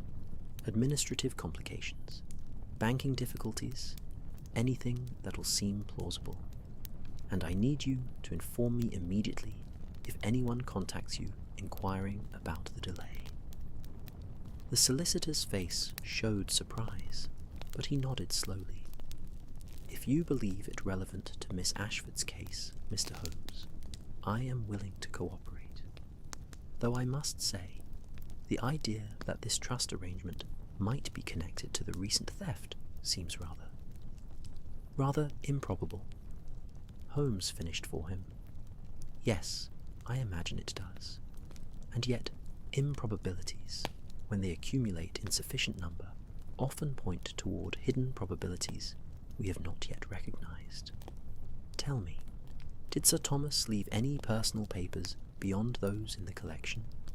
Letters, diaries, anything that might shed light on his final months? Pemberton shook his head. The bulk of his papers went to Miss Ashford as part of the collection. There were a few items of a purely personal nature. Photographs, letters from family members, that sort of thing, which she inherited along with his residence. I delivered them to her in April. If there was anything unusual among them, she made no mention of it. They spoke for a few minutes more, Holmes extracting details about Sir Thomas's routine in his final weeks, his visitors, his state of mind. Pemberton could offer little beyond generalities. His interactions with Sir Thomas had been primarily professional, and the man had been notably private about his personal affairs. When at last the solicitor departed, promising to keep Holmes informed of any developments regarding the Viennese trust, the room fell into contemplative silence. Holmes stood and moved to the window, pulling aside the curtain to gaze out at the fog-shrouded street below. A hansom cab rattled past, its lamps creating moving pools of light that were swallowed almost immediately by the surrounding darkness. Somewhere in the distance, a church bell tolled midnight, 12 deep notes that seemed to reverberate through the very air, marking not merely the hour, but a threshold, a passage from one day into the next, from known into unknown. "He paid them, Watson," Holmes said softly, still gazing into the fog. "That is what troubles me most. Sir Thomas refused whatever bargain was proposed regarding the seventh mask. Yet he established a trust to pay his mysterious visitor £5,000, a substantial sum, even for a wealthy man. Why? What did he purchase with that money, if not cooperation or silence?" I rose and joined him at the window, the brandy warming my blood against the night's chill. Perhaps he paid them to stay away, to leave the collection alone. Perhaps, or perhaps he paid for information, the location of the seventh mask, which he then chose not to pursue. Or perhaps, Holmes added, his voice growing darker, he paid for his life, buying time that ran out nevertheless in March. The implications of this last suggestion hung heavy between us. If Sir Thomas had been under threat, if he had paid for protection that ultimately proved insufficient, then we were dealing with adversaries of considerable ruthlessness and determination. And Eleanor Ashford, as inheritor of both the collection and her uncle's secrets, might well be in danger herself. "We must move quickly," Holmes declared, turning from the window with sudden decision. "Tomorrow we speak with Dr. Whitmore about the medical specifics of Sir Thomas's death. We also need to investigate this Viennese connection more thoroughly. Professor Constantine claimed to be from the University of Vienna. That can be verified. And we need to understand what happened to Alessio Tornesi in 1689. Because I am increasingly convinced that the past and present are not separate in this case, but intertwined, two threads of the same mystery woven across centuries." He returned to his chair, pulling down a fresh volume from the shelf beside it. One of his commonplace books, where he kept notes on obscure subjects, organized according to his own peculiar system. He began to write, his pen scratching rapidly across the page, recording thoughts and observations while they remained fresh. I watched him work, noting the intensity of his concentration, the way his entire being focused upon the problem before him. Mrs. Hudson appeared briefly to remove the tea things and bank the fire for the night, her movements quiet and efficient, her presence a reminder of ordinary domestic rhythms, continuing regardless of the mysteries that occupied our thoughts. After she departed, the flat grew quieter still, the city beyond our walls settling into its midnight state, less asleep than merely resting, waiting for dawn to bring renewed activity and noise. I found my own thoughts drifting as the hour grew later, the brandy and the day's exertions combining to produce a pleasant drowsiness.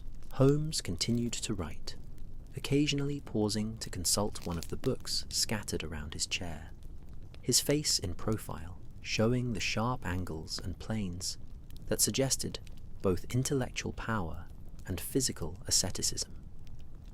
The firelight painted him in shades of gold and shadow, and I thought, not for the first time, how fortunate I was to share in these adventures, to witness firsthand the workings of that extraordinary mind as it pursued truth through labyrinths of deception and mystery. Eventually, Holmes set aside his pen and closed his commonplace book with a soft sound that seemed louder than it was in the profound quiet. "To bed, Watson," he said, his voice carrying a note of tiredness I rarely heard. "Tomorrow brings fresh challenges, and we shall need our wits about us.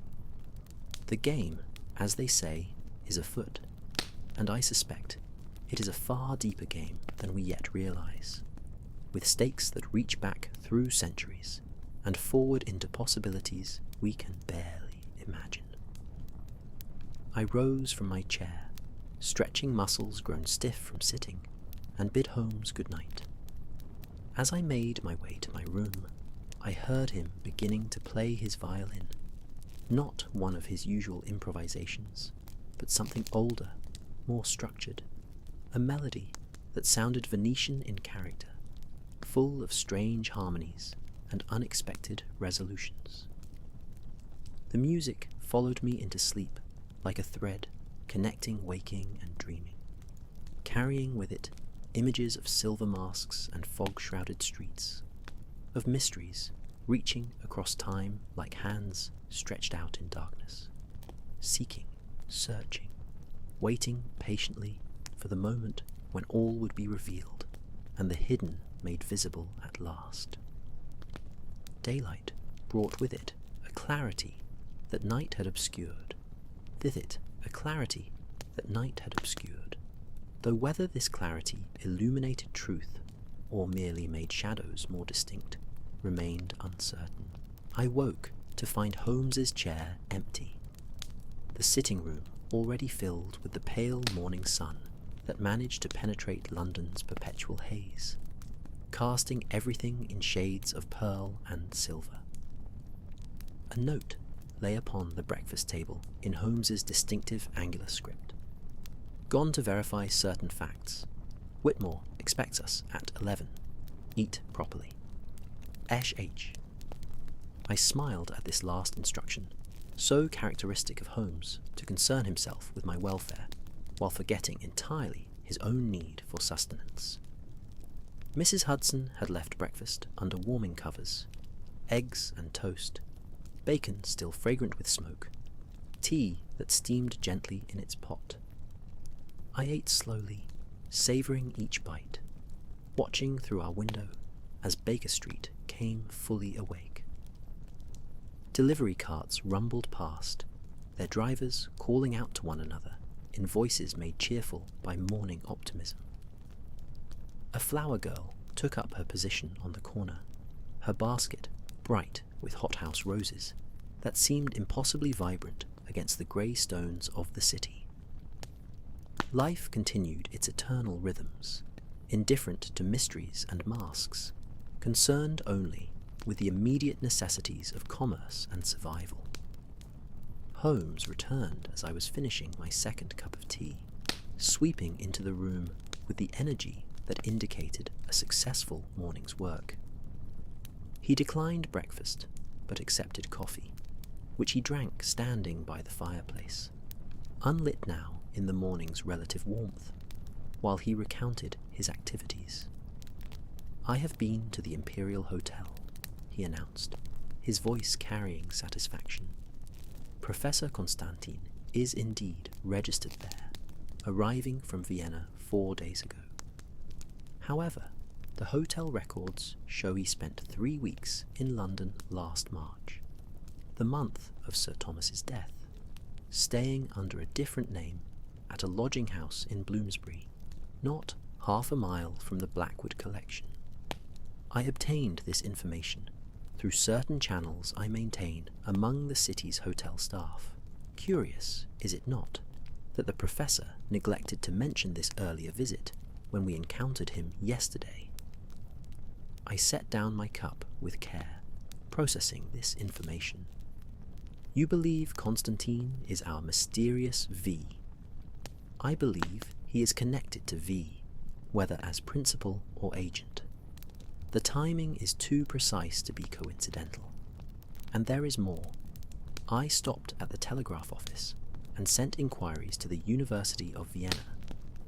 If Constantine is who he claims to be, we shall have confirmation by this evening. If not, we shall know that as well, and our picture will sharpen accordingly." The clock on the mantelpiece chimed 10:30, its delicate notes a reminder of time's passage and obligations approaching. Holmes drained his coffee and set down the cup with purposeful finality. Come, Watson. Dr. Whitmore's surgery is in Harley Street. We shall walk. The morning is fine enough, and I find I think more clearly when in motion. Harley Street bore its reputation as London's medical heart with quiet dignity. Its Georgian townhouses converted to consulting rooms and surgeries, where the city's physicians practiced their art upon patients wealthy enough to afford such prestigious addresses. Dr. Whitmore's brass plate gleamed beside a black-painted door, and we were admitted by a nurse whose crisp uniform and efficient manner suggested a practice run with precision and care. The waiting room was decorated in soothing tones of green and cream, with botanical prints upon the walls and medical journals arranged in neat fans upon a side table. We waited only briefly before being shown to Dr. Whitmore's private office, a room that combined professional authority with personal comfort. Medical texts lining the walls, a large mahogany desk positioned to catch the best light, leather chairs worn to softness by countless consultations. Dr. Whitmore himself was a man of perhaps 60 years, with the bearing of one who had seen much suffering and developed the calm demeanour necessary to confront it daily. His handshake was firm, his eyes keen despite the lines age had drawn around them, and he gestured us to chairs with the ease of one accustomed to guiding anxious patients toward comfort. Mr. Holmes, Dr. Watson, Miss Ashford wrote that you had questions regarding Sir Thomas's death. I confess I am puzzled by the inquiry, given that the matter was closed months ago, but I am at your service. Sir Thomas was both patient and friend, and I would do nothing to dishonour his memory. Holmes settled into his chair with characteristic grace, his fingers steepled beneath his chin in his habitual pose of concentration. Dr. Whitmore, I mean no disrespect to your professional judgment, but circumstances have arisen that require us to review all aspects of Sir Thomas's final days. Would you describe for us the nature of his death, the symptoms, the progression, anything you observed that seemed unusual or noteworthy? Whitmore leaned back in his chair, his expression growing distant with memory. Sir Thomas collapsed in his study on the evening of March 15th. His housekeeper found him and sent immediately for me. I arrived within 20 minutes, but he was already beyond help. Pulse absent, breathing ceased, skin already cooling. The appearance was consistent with sudden cardiac arrest, not uncommon in men of his age, particularly those with a family history of heart disease, which Sir Thomas had mentioned in previous consultations. And his condition in the days preceding death. Had he complained of any symptoms? Chest pain, shortness of breath, unusual fatigue? The doctor frowned, his fingers drumming gently upon his desk's leather surface. That is what puzzled me slightly at the time, Mr. Holmes. Sir Thomas had been in excellent spirits when I saw him for a routine consultation just a week before his death. His heart sounded strong. His colour was good. He reported no discomfort. The suddenness of his collapse was unexpected, though not impossible. The heart is a mysterious organ, gentlemen. It can fail without warning, regardless of apparent health. Holmes leaned forward slightly. Dr. Whitmore, I must ask you a delicate question. Did you perform an autopsy? The doctor's expression grew uncomfortable. No, Mr. Holmes, I did not. The family, which is to say Miss Ashford, did not request one, and I saw no medical necessity. The cause of death seemed clear, and Sir Thomas had expressed in his will a wish for burial without unnecessary delay. I signed the death certificate, and the matter was closed. I see. And did you notice anything unusual when you examined the body? Anything that gave you pause, however briefly, before you attributed death to cardiac arrest? Whitmore was silent for a long moment, his eyes searching some internal landscape of memory and professional ethics. When he spoke, his voice carried a note of reluctance, as though he were admitting to doubts he had previously suppressed. There was one detail that struck me as odd, though I ultimately dismissed it as irrelevant. Sir Thomas's pupils were quite dilated, more so than I would have expected in simple cardiac death. Certain substances can cause such dilation, of course, but there were no other signs of poisoning, no discoloration of the lips, no unusual odour, nothing to suggest chemical interference. I concluded it was simply an artifact of death, perhaps related to the speed of the collapse. The room seemed to grow quieter, the sounds of Harley Street traffic beyond the window fading to insignificance. Holmes's eyes had taken on that particular intensity that indicated he had heard something significant, a piece that fit into the larger puzzle he was assembling. Dilated pupils, Holmes repeated softly. Tell me, Doctor, are you familiar with the effects of certain plant-based alkaloids? Belladonna, for instance, or scopolia, substances that might cause cardiac arrest while leaving minimal trace in the body. Whitmore's face underwent a transformation, shock replacing his previous calm. Are you suggesting, Mr. Holmes, are you implying that Sir Thomas was poisoned? That I overlooked murder while certifying natural death? I am suggesting nothing definitively, Doctor. I am merely exploring possibilities that the circumstances now require us to consider. If such a substance were administered carefully, in a form that would be metabolized quickly, would it be possible for death to appear natural, particularly if no autopsy were performed? The physician rose from his chair and moved to his window, staring out at the street below with unseeing eyes. When he spoke, his voice was strained.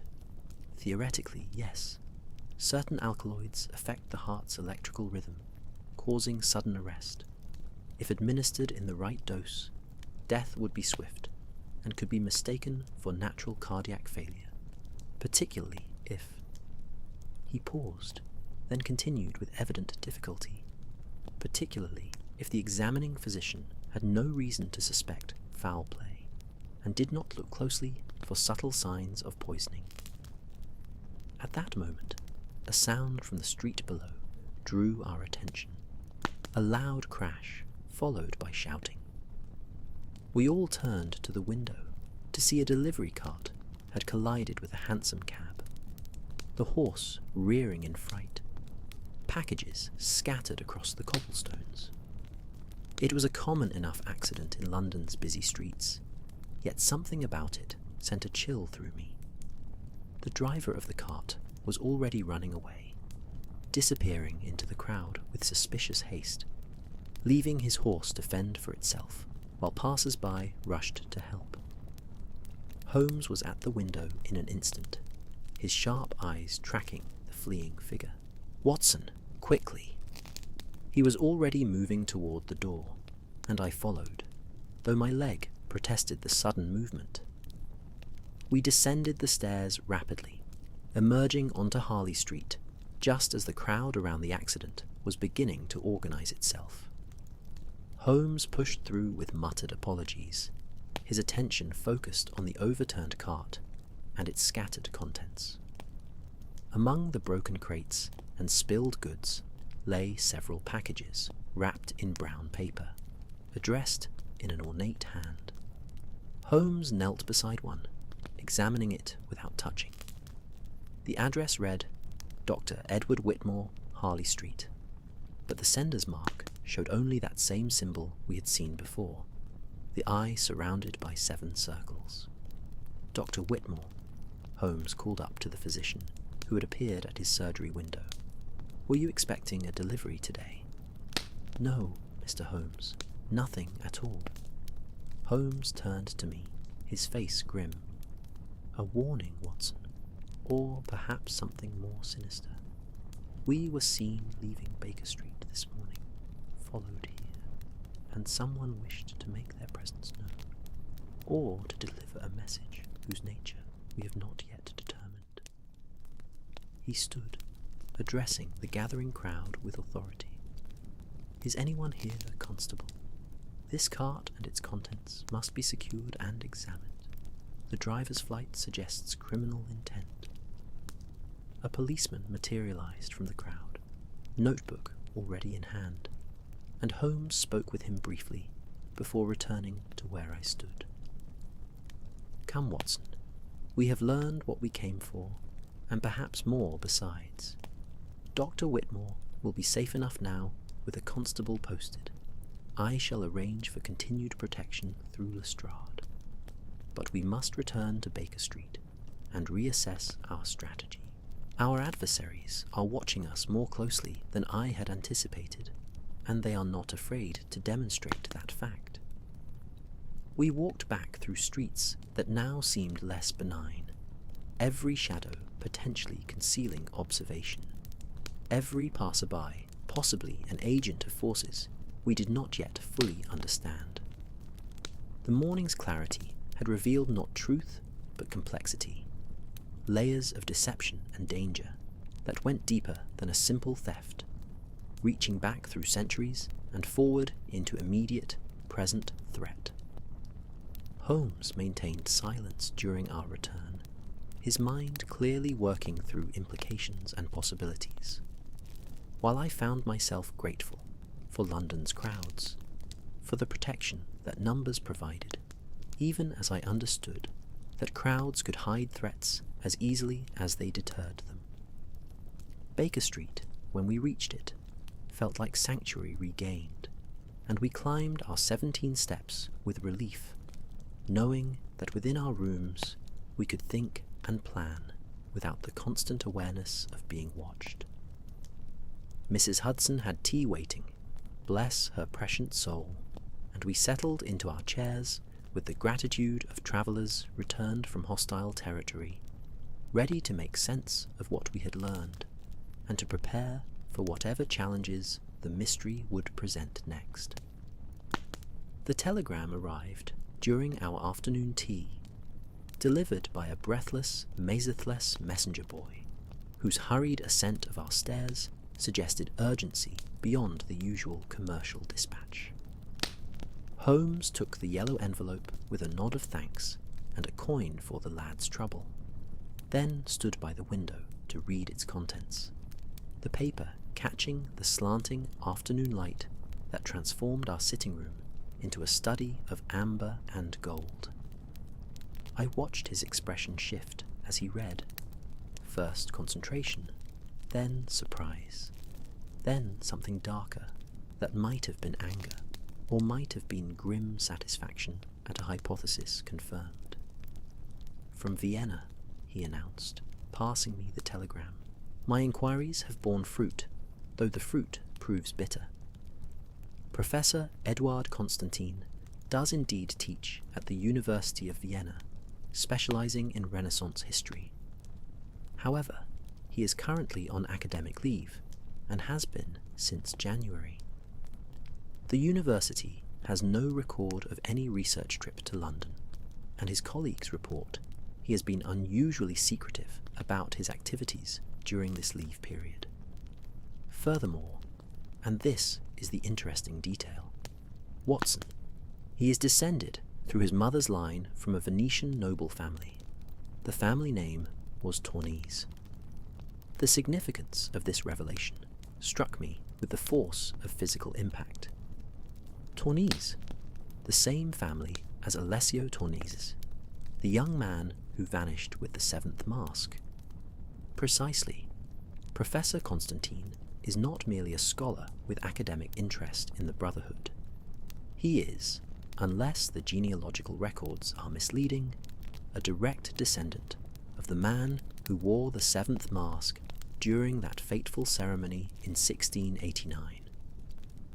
The question becomes whether this is coincidence or calling, whether Constantine was drawn to study the Brotherhood through family connection, or whether he studied the Brotherhood because he knew of his family's involvement and sought to understand, or perhaps to reclaim something lost across centuries.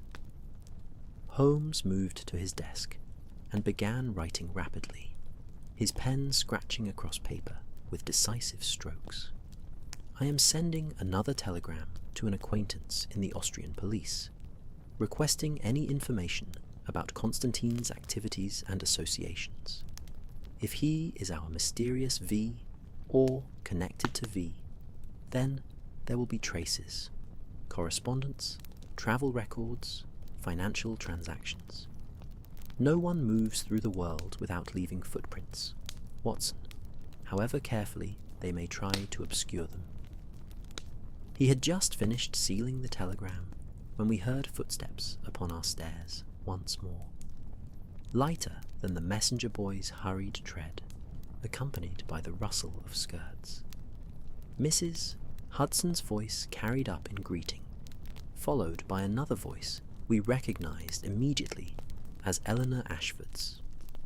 Holmes opened our door before she could knock, stepping aside to admit her with grave courtesy. Eleanor looked as though she had not slept well, dark circles beneath her eyes, speaking of worry and perhaps fear. She clutched a leather satchel to her chest like a shield, and her gloved hands trembled slightly as she entered our sitting room. Mrs. Hudson followed with more tea, her motherly instincts clearly engaged by Eleanor's evident distress, and insisted she sit near the fire despite the afternoon's warmth. "Mr. Holmes, Dr. Watson, something has happened," Eleanor began without preamble, her voice tight with controlled emotion.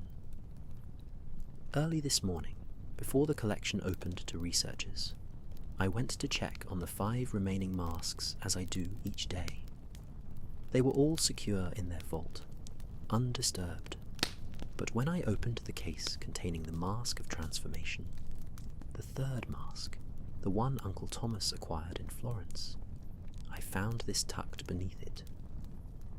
From her satchel she withdrew a letter, its envelope made of heavy cream paper, sealed with red wax that bore an impression of that now familiar symbol, the eye surrounded by 7 circles. She handed it to Holmes with visible reluctance, as though the paper itself might be contaminated with some invisible poison. Holmes broke the seal carefully, preserving the wax impression, and withdrew a single sheet covered in elegant script.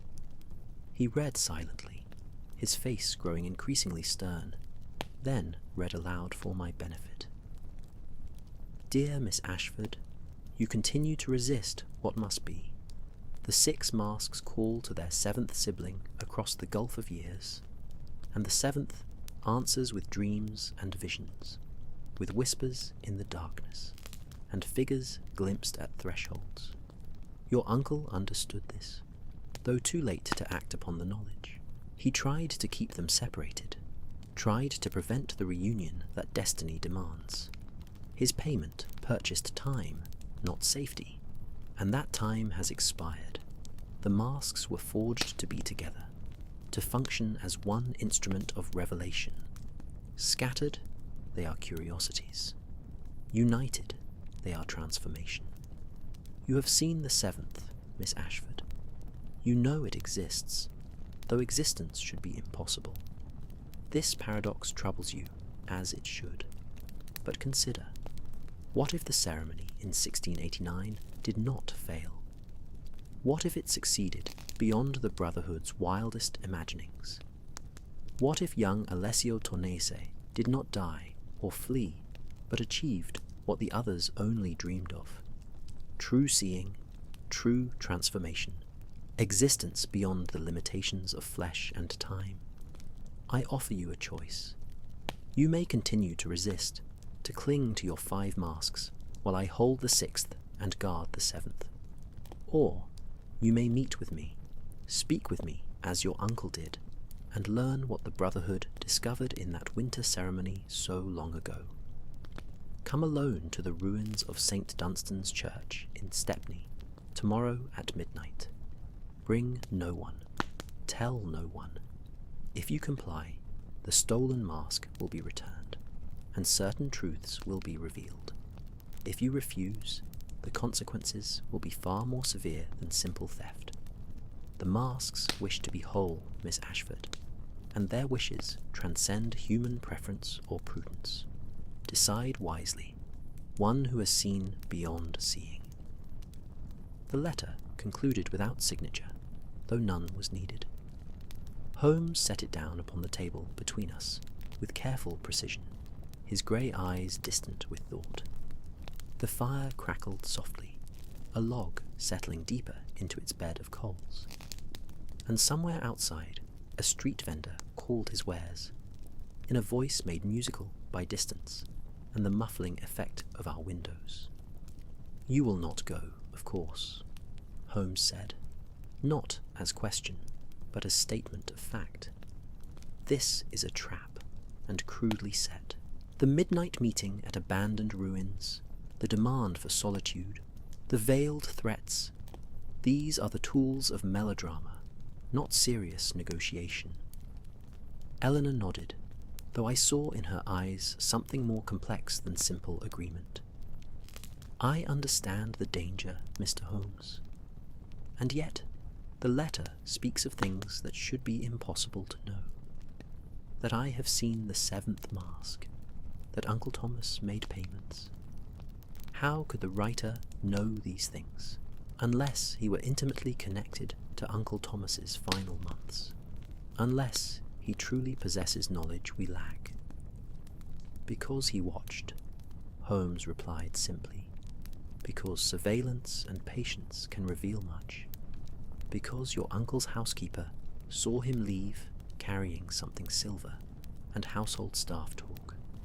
And London's web of gossip carries information far more efficiently than any telegram.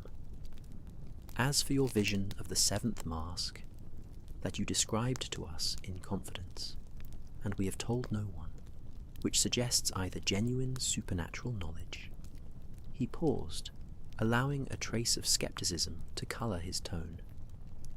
"Or the more probable explanation that your collection is being observed closely enough that even your late-night work in the conservation room is monitored."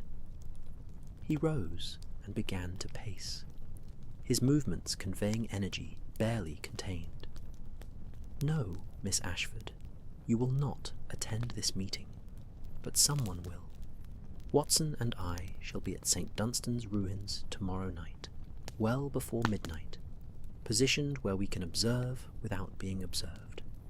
We shall see who comes, what they do when you fail to appear, and perhaps we shall finally put a face to this mystery that is hidden behind masks, both literal and metaphorical." Eleanor looked as though she might protest, but the determination in Holmes's voice brooked no argument. Instead, she asked, "What should I do in the meantime? Return to the collection and continue as though nothing has changed?" "Precisely that," Holmes confirmed. "Maintain your routine.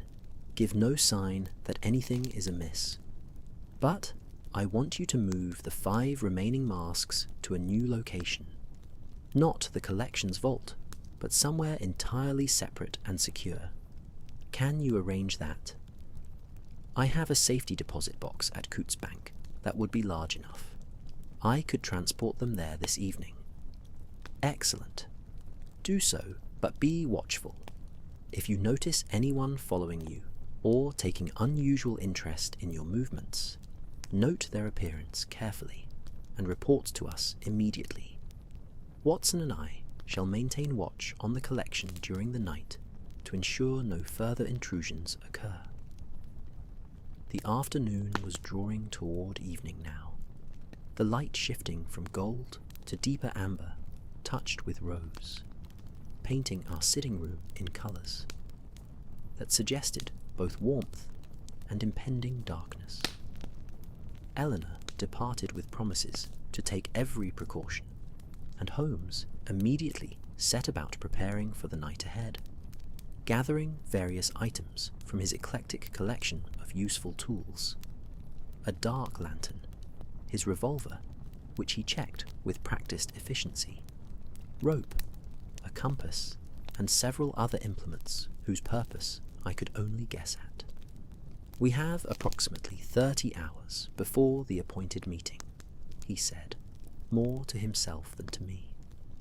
"Time enough to scout the location in daylight, to identify optimal observation positions, to plan for various contingencies.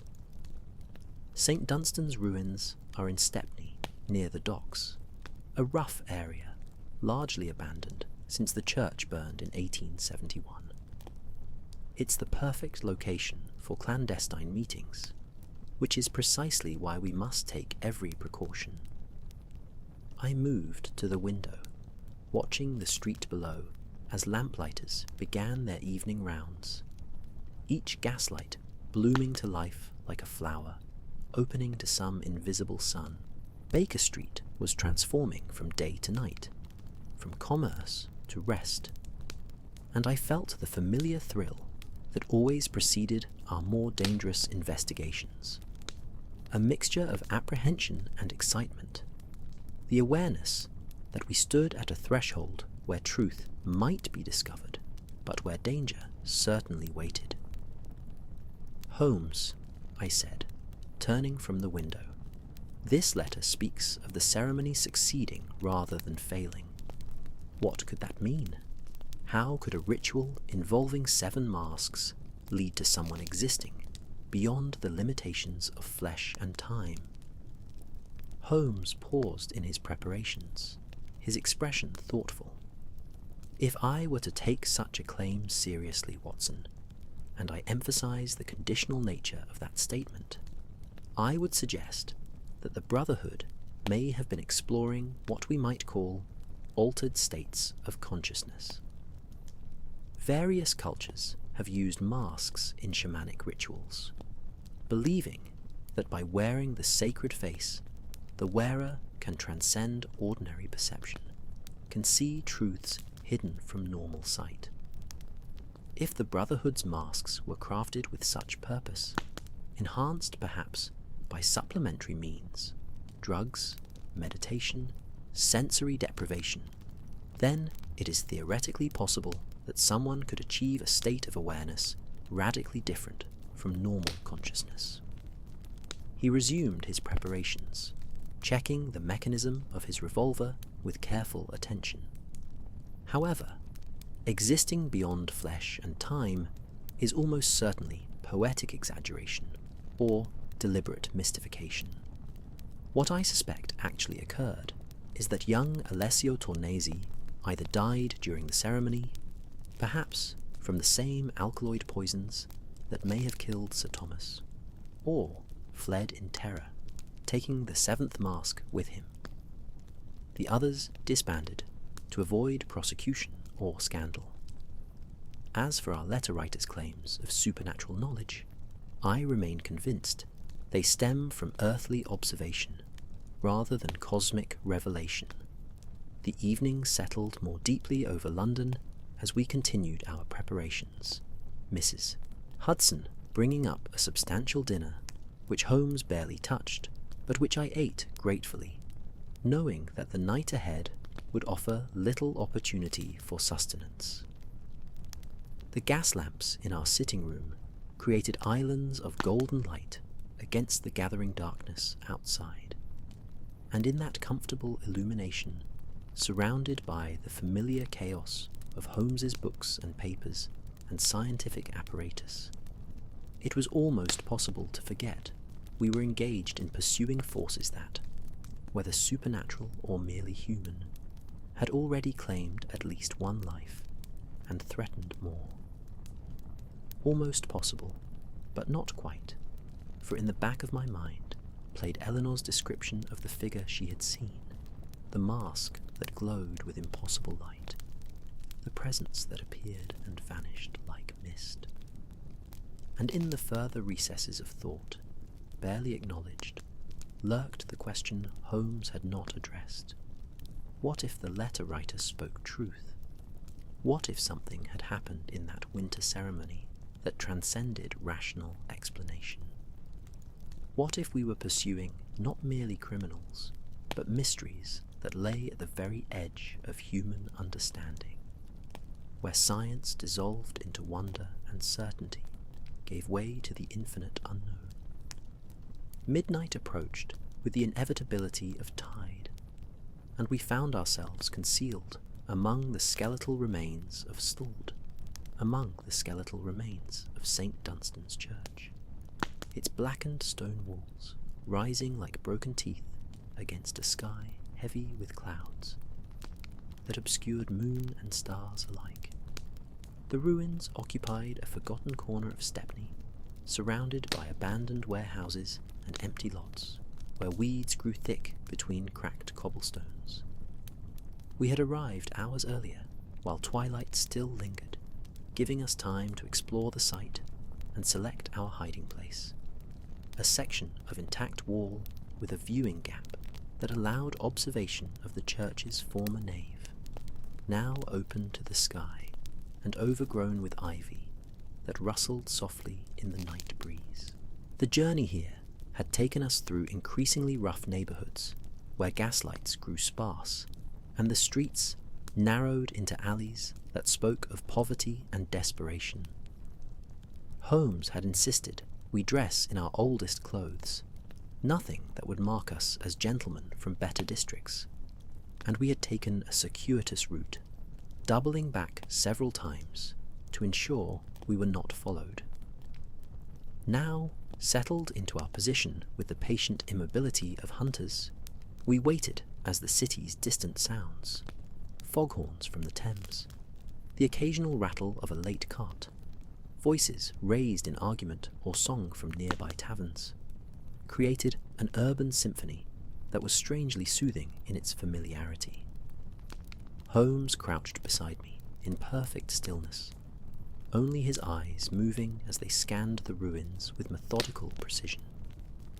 He had positioned his dark lantern within easy reach, but kept it shuttered, and I knew his revolver rested in his coat pocket, loaded and ready should necessity demand its use. My own service revolver pressed reassuringly against my side, though I hoped profoundly we would have no cause to draw weapons.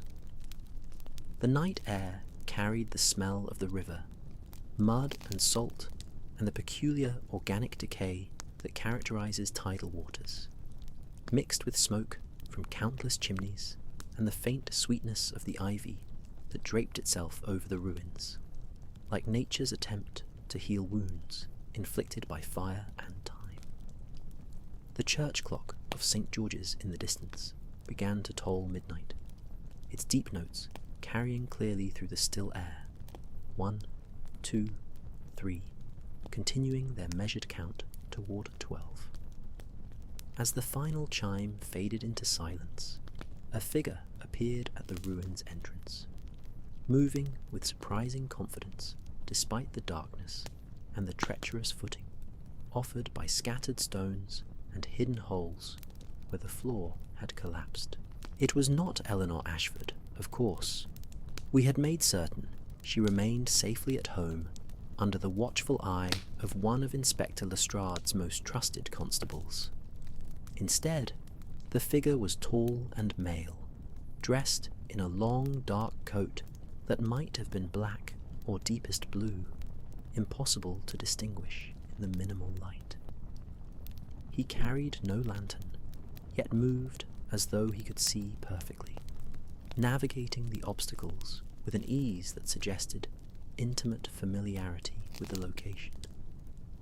As he reached the centre of the former nave, stepping into a space where the collapsed roof allowed what little skylight existed to penetrate, I caught my breath. He wore a mask, not the silver ceremonial masks of the Brotherhood, but something simpler, a white volto mask of the kind worn during Venetian carnival, its smooth surface catching faint glimmers of light, its empty eye holes seeming to stare directly toward our hiding place, despite the impossibility of his seeing us in the deeper shadows where we concealed ourselves. The figure stood in silence for several minutes, head turning slowly as though surveying the ruins, or perhaps listening for sounds we could not hear. Then he spoke, his voice carrying easily in the acoustics created by the remaining walls, and I recognized immediately the accent we had heard in the British Museum reading room. "Miss Ashford, I know you are not here. I know you have brought others, protectors perhaps, or those you believe can solve mysteries that have confounded centuries of seekers. But you should have come alone, as I requested. Some truths can only be revealed in solitude, in the space between one heartbeat and the next, where ordinary consciousness dissolves and deeper seeing becomes possible." Holmes remained utterly still beside me, but I felt rather than saw his intensity increase. His entire being focused on the masked figure like a telescope aimed at a distant star. The figure continued speaking, his words carrying a strange cadence, almost musical in their rhythm. "I am Edouard Constantine, as you have no doubt discovered by now, Mr. Holmes. Yes, I know you are here, though I cannot see you. I know because I understand how minds like yours work, methodical, logical, protective of those you have undertaken to defend. You believe me to be a criminal, a thief, perhaps a murderer, and by the laws of England you may be correct. But by older laws, by principles that governed human understanding before your rational age imposed its limitations, I am merely a guardian, a keeper of knowledge that must not be lost again." He moved slowly around the space, his coat sweeping the ground, disturbing the ivy and sending small stones skittering.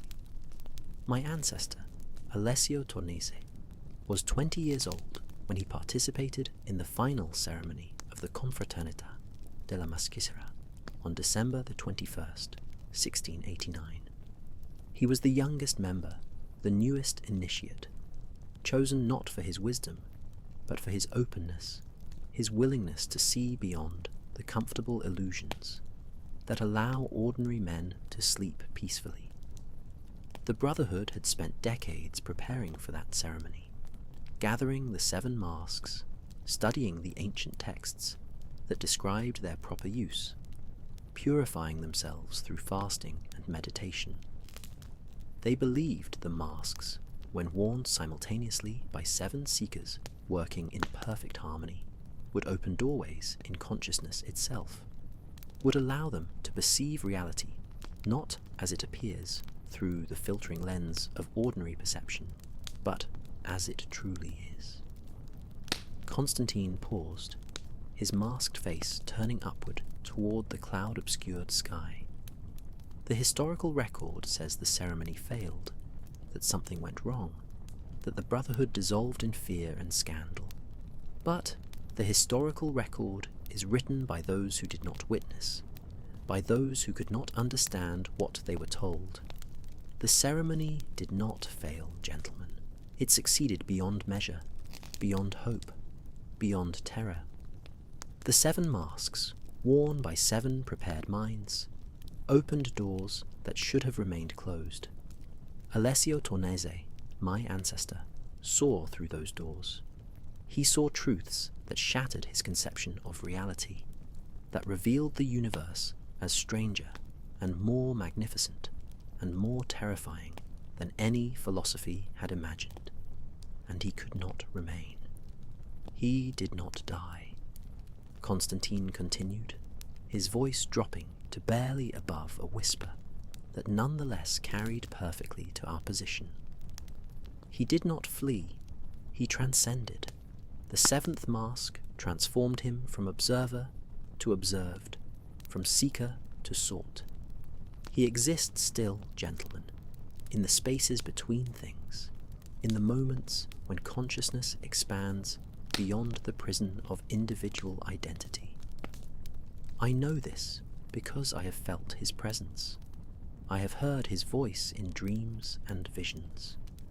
I have been called by blood and destiny to complete the work the Brotherhood began.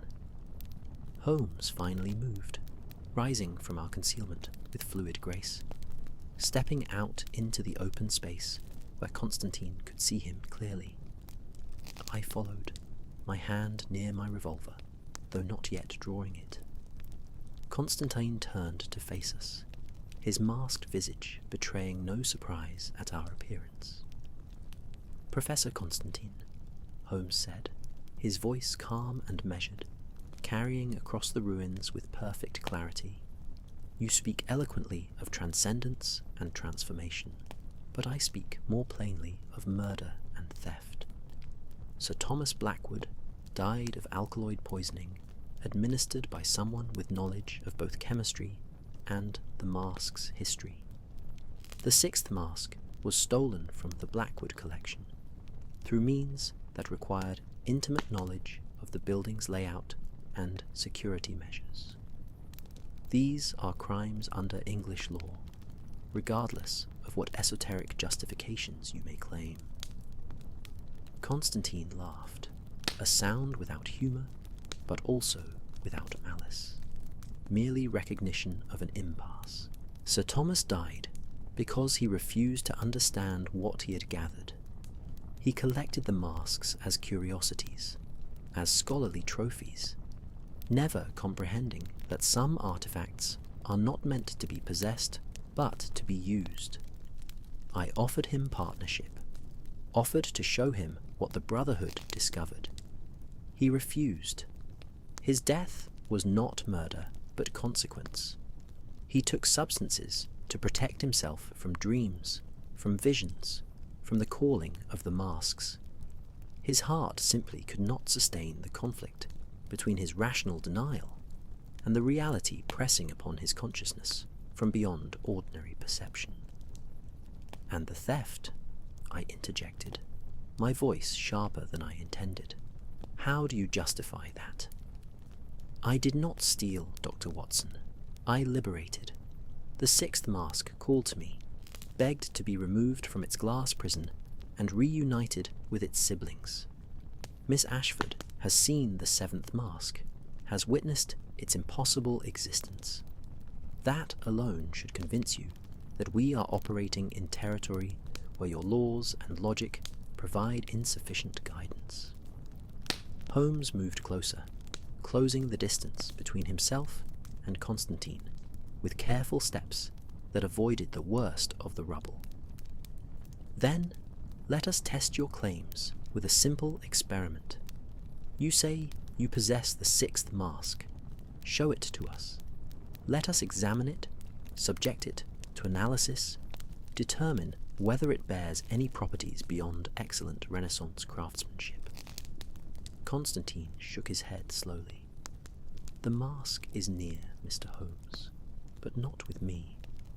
I am not so foolish as to bring it to a confrontation with a man of your reputation. But I will make you an offer, the same offer I made Sir Thomas. Help me reunite the 7 masks. Witness the ceremony performed correctly, with proper preparation and understanding. See for yourself what lies beyond the veil of ordinary seeing. If, after witnessing, you still believe me a criminal rather than a seeker of truth, I will surrender myself to your justice without resistance." The wind picked up slightly, causing the ivy to rustle more loudly, and from somewhere in the ruins came a sound that might have been a bird or rat disturbing loose stones. The clouds above thinned momentarily, allowing pale moonlight to penetrate, and in that brief illumination I saw that Constantine's mask bore subtle engravings I had not noticed before, symbols that matched those we had seen on the calling card and the letter. Holmes stood in silence for a long moment, and I could almost see his mind working through possibilities, weighing risks against potential gains, considering options that ranged from immediate arrest to something far more complex and potentially dangerous. When he spoke, his voice carried a quality I had rarely heard: uncertainty mixed with curiosity, caution balanced against an investigator's eternal hunger for truth. Professor Constantine, I cannot agree to assist in what may be criminal enterprise based solely on promises of revelation. However, I am willing to propose an alternative. Surrender the sixth mask to Miss Ashford's collection. Submit to questioning by Inspector Lestrade regarding Sir Thomas's death.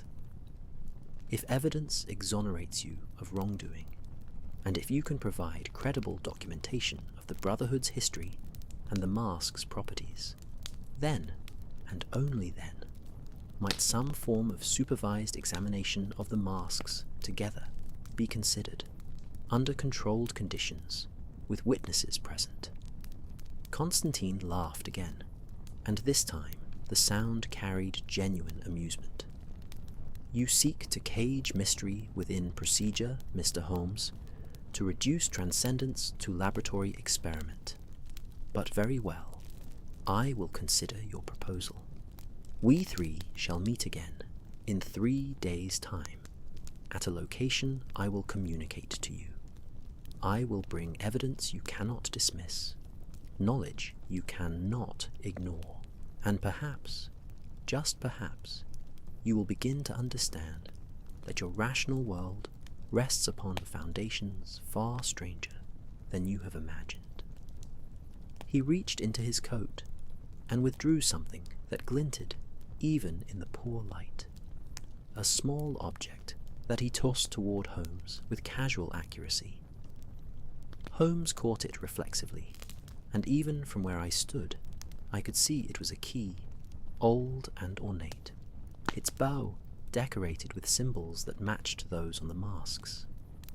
The key to a chamber beneath the Blackwood collection, Constantine explained. A room Sir Thomas kept locked even from Miss Ashford, containing the materials he truly valued: the Brotherhood's original documents, the alchemical texts that guided their work, journals written by the 7 members describing their preparations and their intentions.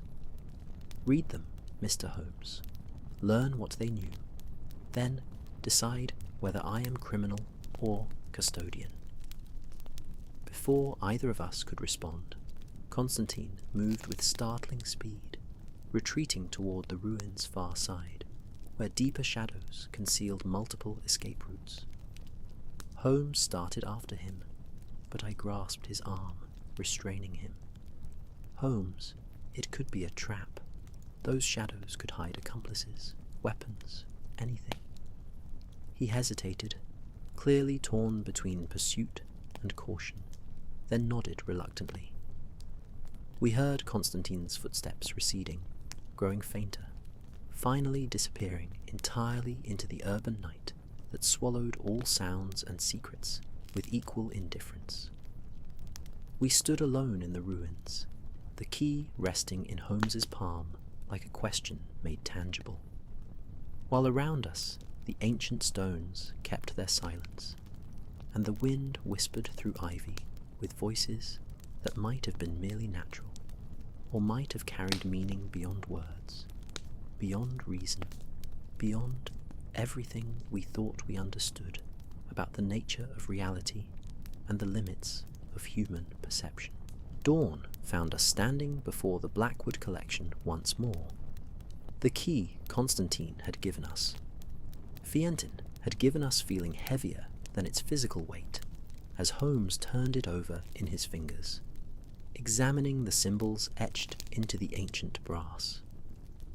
Eleanor had arrived at our urgent summons, her face drawn with exhaustion, but her eyes bright with determination to see this mystery through to whatever conclusion awaited. The morning fog had not yet lifted, wrapping the Georgian townhouse in layers of grey that made the building seem less solid structure, and more a fragment of dream made temporarily tangible. Inside, Eleanor led us through corridors we had not previously explored, descending stairs that grew narrower and darker as we moved deeper into the building's foundations. The air changed as we descended, growing cooler and carrying scents of earth and old stone, of spaces long sealed from light and human presence. At the lowest level, we emerged into a basement that Sir Thomas had clearly used for storage. Crates and boxes stacked along walls, furniture covered in dust sheets, the accumulated debris of years of collecting. But at the basement's far end stood a door unlike any other in the building. Heavy oak bound with iron, its surface unmarked by nameplate or number, secured by a lock that matched perfectly the key Holmes carried. He inserted the key with careful precision, and the mechanism turned with surprising smoothness, suggesting regular use despite the chamber's apparent abandonment. The door swung open on well-oiled hinges, revealing not darkness, but a soft glow that seemed to emanate from within the room itself. We entered a chamber that took my breath away. It was circular, perhaps 20 feet in diameter, its walls lined with shelves containing leather-bound volumes and glass cases displaying artifacts that gleamed even in the strange light. The illumination came from 7 oil lamps, positioned at equal intervals around the room, their flames burning steadily despite no visible means of fuel or ventilation. In the center of the chamber stood a round table of dark wood, its surface inlaid with silver symbols that formed an intricate pattern, the same pattern we had seen on the calling cards and letters, expanded now into a complete mandala of meaning. Eleanor moved to one of the shelves, her fingers trailing along the spines of books with obvious recognition. These are the volumes Uncle Thomas consulted most frequently in his final months. I thought he had disposed of them, or perhaps donated them to academic libraries. I never knew this room existed. Holmes was already examining the table, his sharp eyes taking in every detail of the silver inlay. Your uncle built himself a sanctuary, Miss Ashford, a place to study the Brotherhood's secrets, away from casual observation. These symbols, they represent not merely the 7 masks, but a cosmology, a map of consciousness itself. See here? He pointed to the central symbol, the eye that sees all, surrounded by 7 spheres, representing different modes of perception.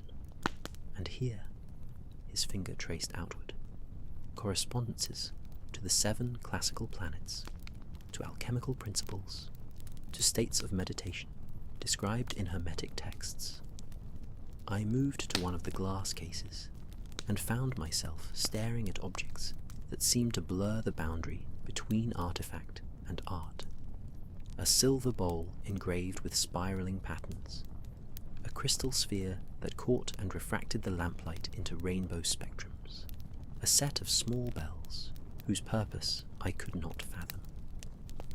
Each item bore a small card in Sir Thomas's handwriting, describing provenance and purported use, his neat script revealing a mind that had moved from skeptical scholarship towards something approaching belief. Eleanor had opened one of the volumes and was reading passages aloud, her voice soft in the chamber's acoustic intimacy. Listen to this. It's from a journal written by one of the Brotherhood members, Giovanni Marchetti, dated December 1st, 1689, 3 weeks before the final ceremony. We have prepared for 7 years, fasting and meditating, purifying our intentions and our perceptions. The masks are complete, each one crafted to resonate with a particular aspect of consciousness. sensation, emotion, intellect, intuition, imagination, will, and the seventh, which we call simply unity. When worn together in the proper configuration, at the proper time, under the proper conditions, they should allow us to perceive reality as it truly is, stripped of the filters our ordinary minds impose. We seek not power, but understanding, not dominion, but illumination. May we prove worthy of what we attempt to witness. Holmes had moved to another shelf, and withdrew a leather portfolio, opening it to reveal detailed sketches of the 7 masks, each accompanied by extensive notes in Italian. He studied these intently, occasionally comparing the drawings to the inlaid symbols on the table. They were not madmen, he said quietly, more to himself than to us. Misguided, perhaps, operating from flawed premises about the nature of consciousness, but not mad. They were serious scholars, attempting to expand human understanding through experimental means. Time seemed to slow in that underground chamber, the outside world with its demands and dangers fading to insignificance as we immersed ourselves in the Brotherhood's legacy. I found journals describing meditation practices, dietary restrictions, breathing exercises, all designed to prepare the mind for what the Brotherhood called expanded seeing. Eleanor discovered correspondence between the 7 members, letters full of excitement and trepidation as they approached their great experiment. Holmes compiled a timeline of events, piecing together from multiple sources a clearer picture of what had actually occurred during that winter ceremony.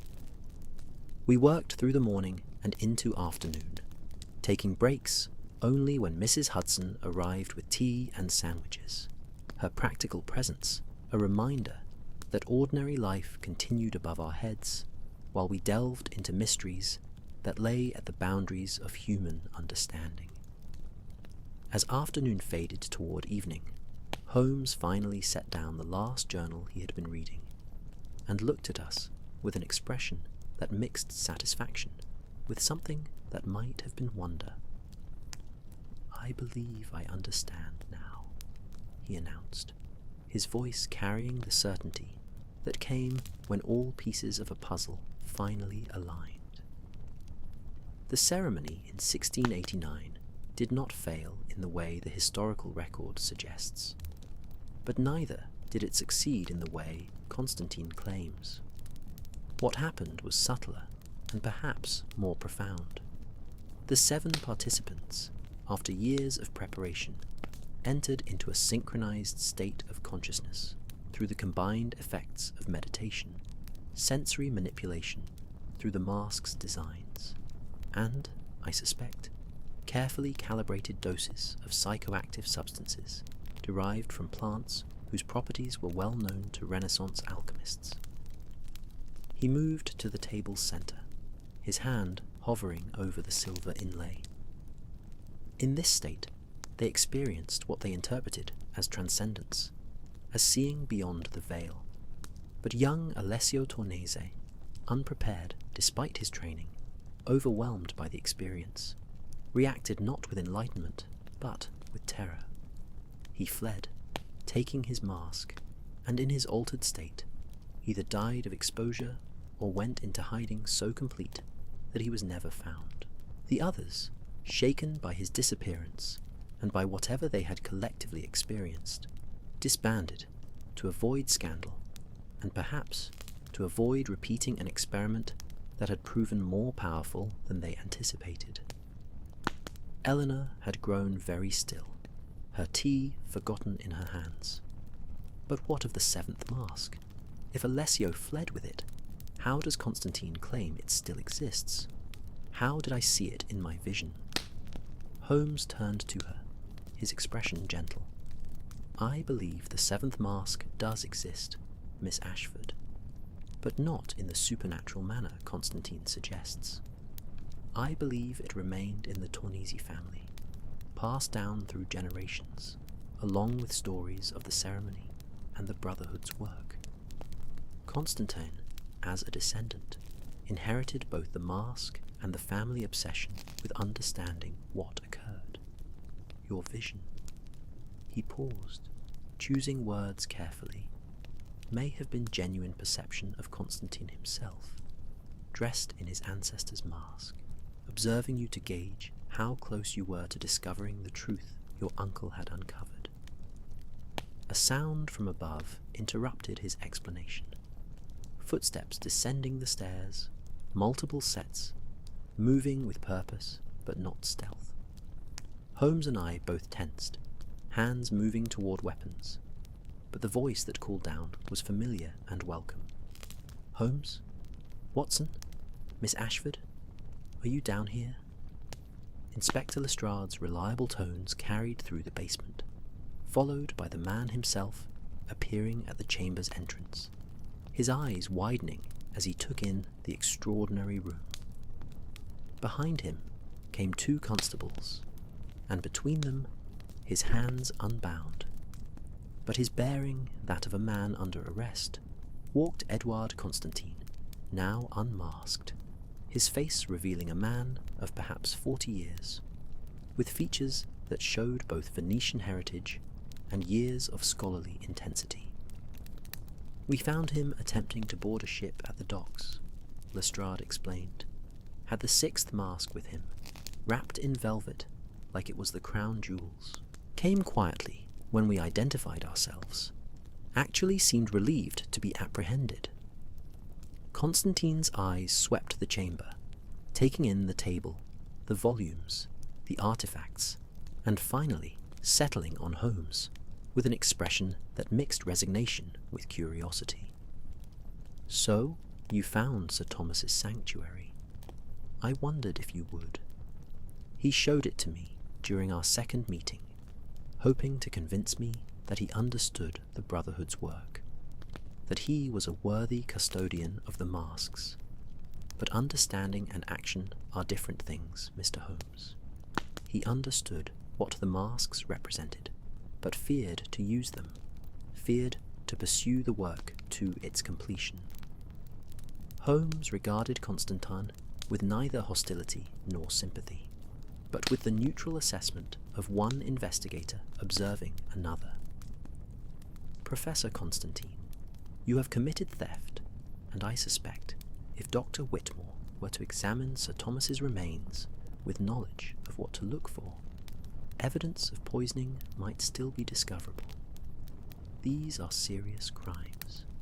Yet, I confess I am curious. Having gone to such lengths to possess the sixth mask and to locate the others, why did you not simply take them by force? Why the elaborate warnings, the midnight meetings, the offers of partnership? Constantine smiled sadly. Because the masks do not work through force, Mr. Holmes. The Brotherhood understood this. Consciousness cannot be compelled, only invited.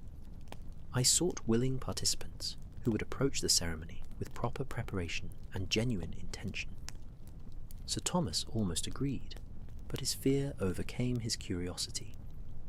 Miss Ashford seemed a better prospect, younger, more open, less bound by rigid rationalism.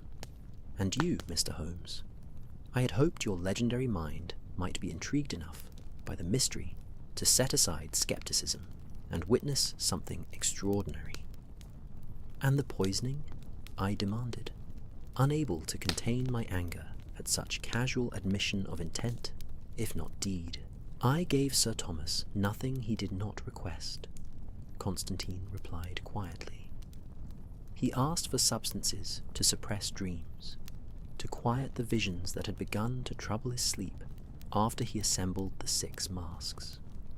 I provided what he asked for, warned him of the dangers, told him that fighting the mask's influence was more dangerous than accepting it. His death was his choice, however unintentional. Lestrade looked uncomfortable with this philosophical discussion of what seemed to him clearly criminal behaviour. Right then, Fascinating as this all is, Professor Constantine will be coming with us to Scotland Yard for formal questioning. Holmes, you'll need to make a statement as well. And Miss Ashford, I'm afraid the masks will need to be held as evidence. Eleanor nodded, though I saw disappointment in her eyes. Not at losing the masks to police custody, but at the mystery's resolution into something so mundane as arrest and trial. Holmes, however, looked thoughtful rather than satisfied, as though the solution we had reached was incomplete, leaving questions unanswered. As Lestrade and his men prepared to depart with their prisoner, Constantine turned back to address Holmes one final time. The Brotherhood's documents remain, Mr. Holmes. The knowledge they gathered, the practices they developed, the questions they asked about consciousness and perception, these cannot be locked away in police evidence rooms. Perhaps someday someone will approach these questions with both rigor and openness, with scientific method and willingness to accept findings that challenge comfortable assumptions. Perhaps that someone will be you. They departed, footsteps echoing up the stairs and gradually fading, leaving the three of us alone in the circular chamber with its strange light and stranger artifacts. The silence that followed felt less like ending than like transition. The mystery resolved on one level, but opening onto deeper questions that might never find complete answers. Holmes moved slowly around the table, his fingers trailing across the silver inlay, his expression distant with thought. Watson, what do you make of all this? The masks, the ceremony, Constantine's claims about transcendence? I considered carefully before responding. I think human consciousness is far stranger and more complex than we generally acknowledge. I think belief can shape experience in profound ways. I think the Brotherhood discovered something real, even if their interpretation of that discovery was filtered through their historical moment and cultural assumptions.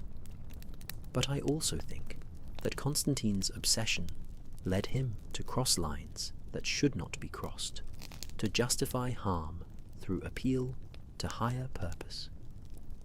Eleanor had moved to one of the glass cases and stood gazing at the silver bowl with its spiraling patterns.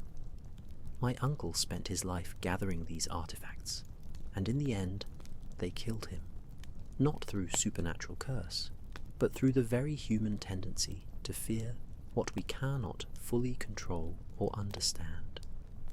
Perhaps that's the real lesson here. Not that mysteries should remain unsolved, but that some mysteries demand respect, caution, and humility from those who pursue them. Holmes nodded slowly, seeming to come to some internal resolution. The masks will be returned to your collection eventually, Miss Ashford, once the legal proceedings conclude. What you do with them then, whether you display them or lock them away, study them or simply preserve them, that choice will be yours. But I would suggest that this chamber remain as your uncle left it, a place for quiet contemplation of questions that resist easy answers. We ascended from the depths together, leaving the lamps burning in the circular room, their steady flames a reminder that some lights continue regardless of whether anyone watches them. Emerging into the collection's ground floor felt like surfacing from deep water, the ordinary world reasserting itself with its familiar demands and comfortable certainties. Yet something had shifted, some small expansion of perspective that comes from encountering genuine mystery, from standing at boundaries where knowledge ends and wonder begins. The evening found us back at Baker Street, settled once more into our customary chairs, the fire burning low and the street outside quiet as London settled towards sleep. Holmes had been uncharacteristically silent during our journey home, lost in thought, and I did not press him for conversation. Some experiences require time to integrate, to find their proper place in the architecture of understanding we build across our lifetimes. "Watson," he said at last, his voice soft in the firelit dimness, "I find myself grateful for this case, despite its complexities and sorrows. It has reminded me that the universe is deeper than our philosophies, stranger than our sciences, and that certainty, while comforting, may be less valuable than the honest acknowledgement of mystery." I smiled, recognizing in this admission a rare moment of philosophical vulnerability from my usually confident friend. Perhaps that's the real treasure the Brotherhood sought. Not supernatural powers, but the humility to recognize how much remains unknown, how much lies beyond our current ability to perceive or comprehend. He nodded, reaching for his violin, and began to play a melody that seemed to capture something of the day's journey, starting in darkness, moving through complexity, arriving at resolution that was not quite conclusion, but rather the acceptance of questions that might never find complete answers. The music filled our sitting room and drifted out through slightly opened windows into the London night, joining the city's eternal symphony of sound and silence, presence and absence, the known and the forever mysterious. And so, dear listener, we come to the end of our journey together through this tale of masks and mysteries, of seekers who pursued truth across centuries, and investigators who followed their trail through fog-shrouded streets and hidden chambers. If you found comfort in this story, if it helped ease your mind toward peaceful rest, I would be grateful if you would take a moment to subscribe to this channel, to leave a like, and to share your thoughts in the comments below. Your support allows these stories to continue, these journeys into mystery and wonder, to be shared with fellow travelers through the night. As you drift now toward sleep, carrying with you images of silver masks and gaslit rooms, of friendships tested and mysteries solved, know that the world is larger and stranger than any single story can contain. Let your dreams be gentle, your rest be deep, and your waking tomorrow be filled with curiosity about the infinite mysteries that surround us, waiting patiently to be discovered by those brave enough to seek with both reason and wonder. Good night, dear friend, wherever you are in this wide world. May you sleep peacefully, dream beautifully, and wake refreshed to face whatever mysteries tomorrow brings. The story ends, but the wonder continues, eternal as starlight, patient as rain, gentle as the darkness that brings us rest and restoration. Sleep well, and know that somewhere, always, stories wait to be told, and mysteries wait to be explored. Good night.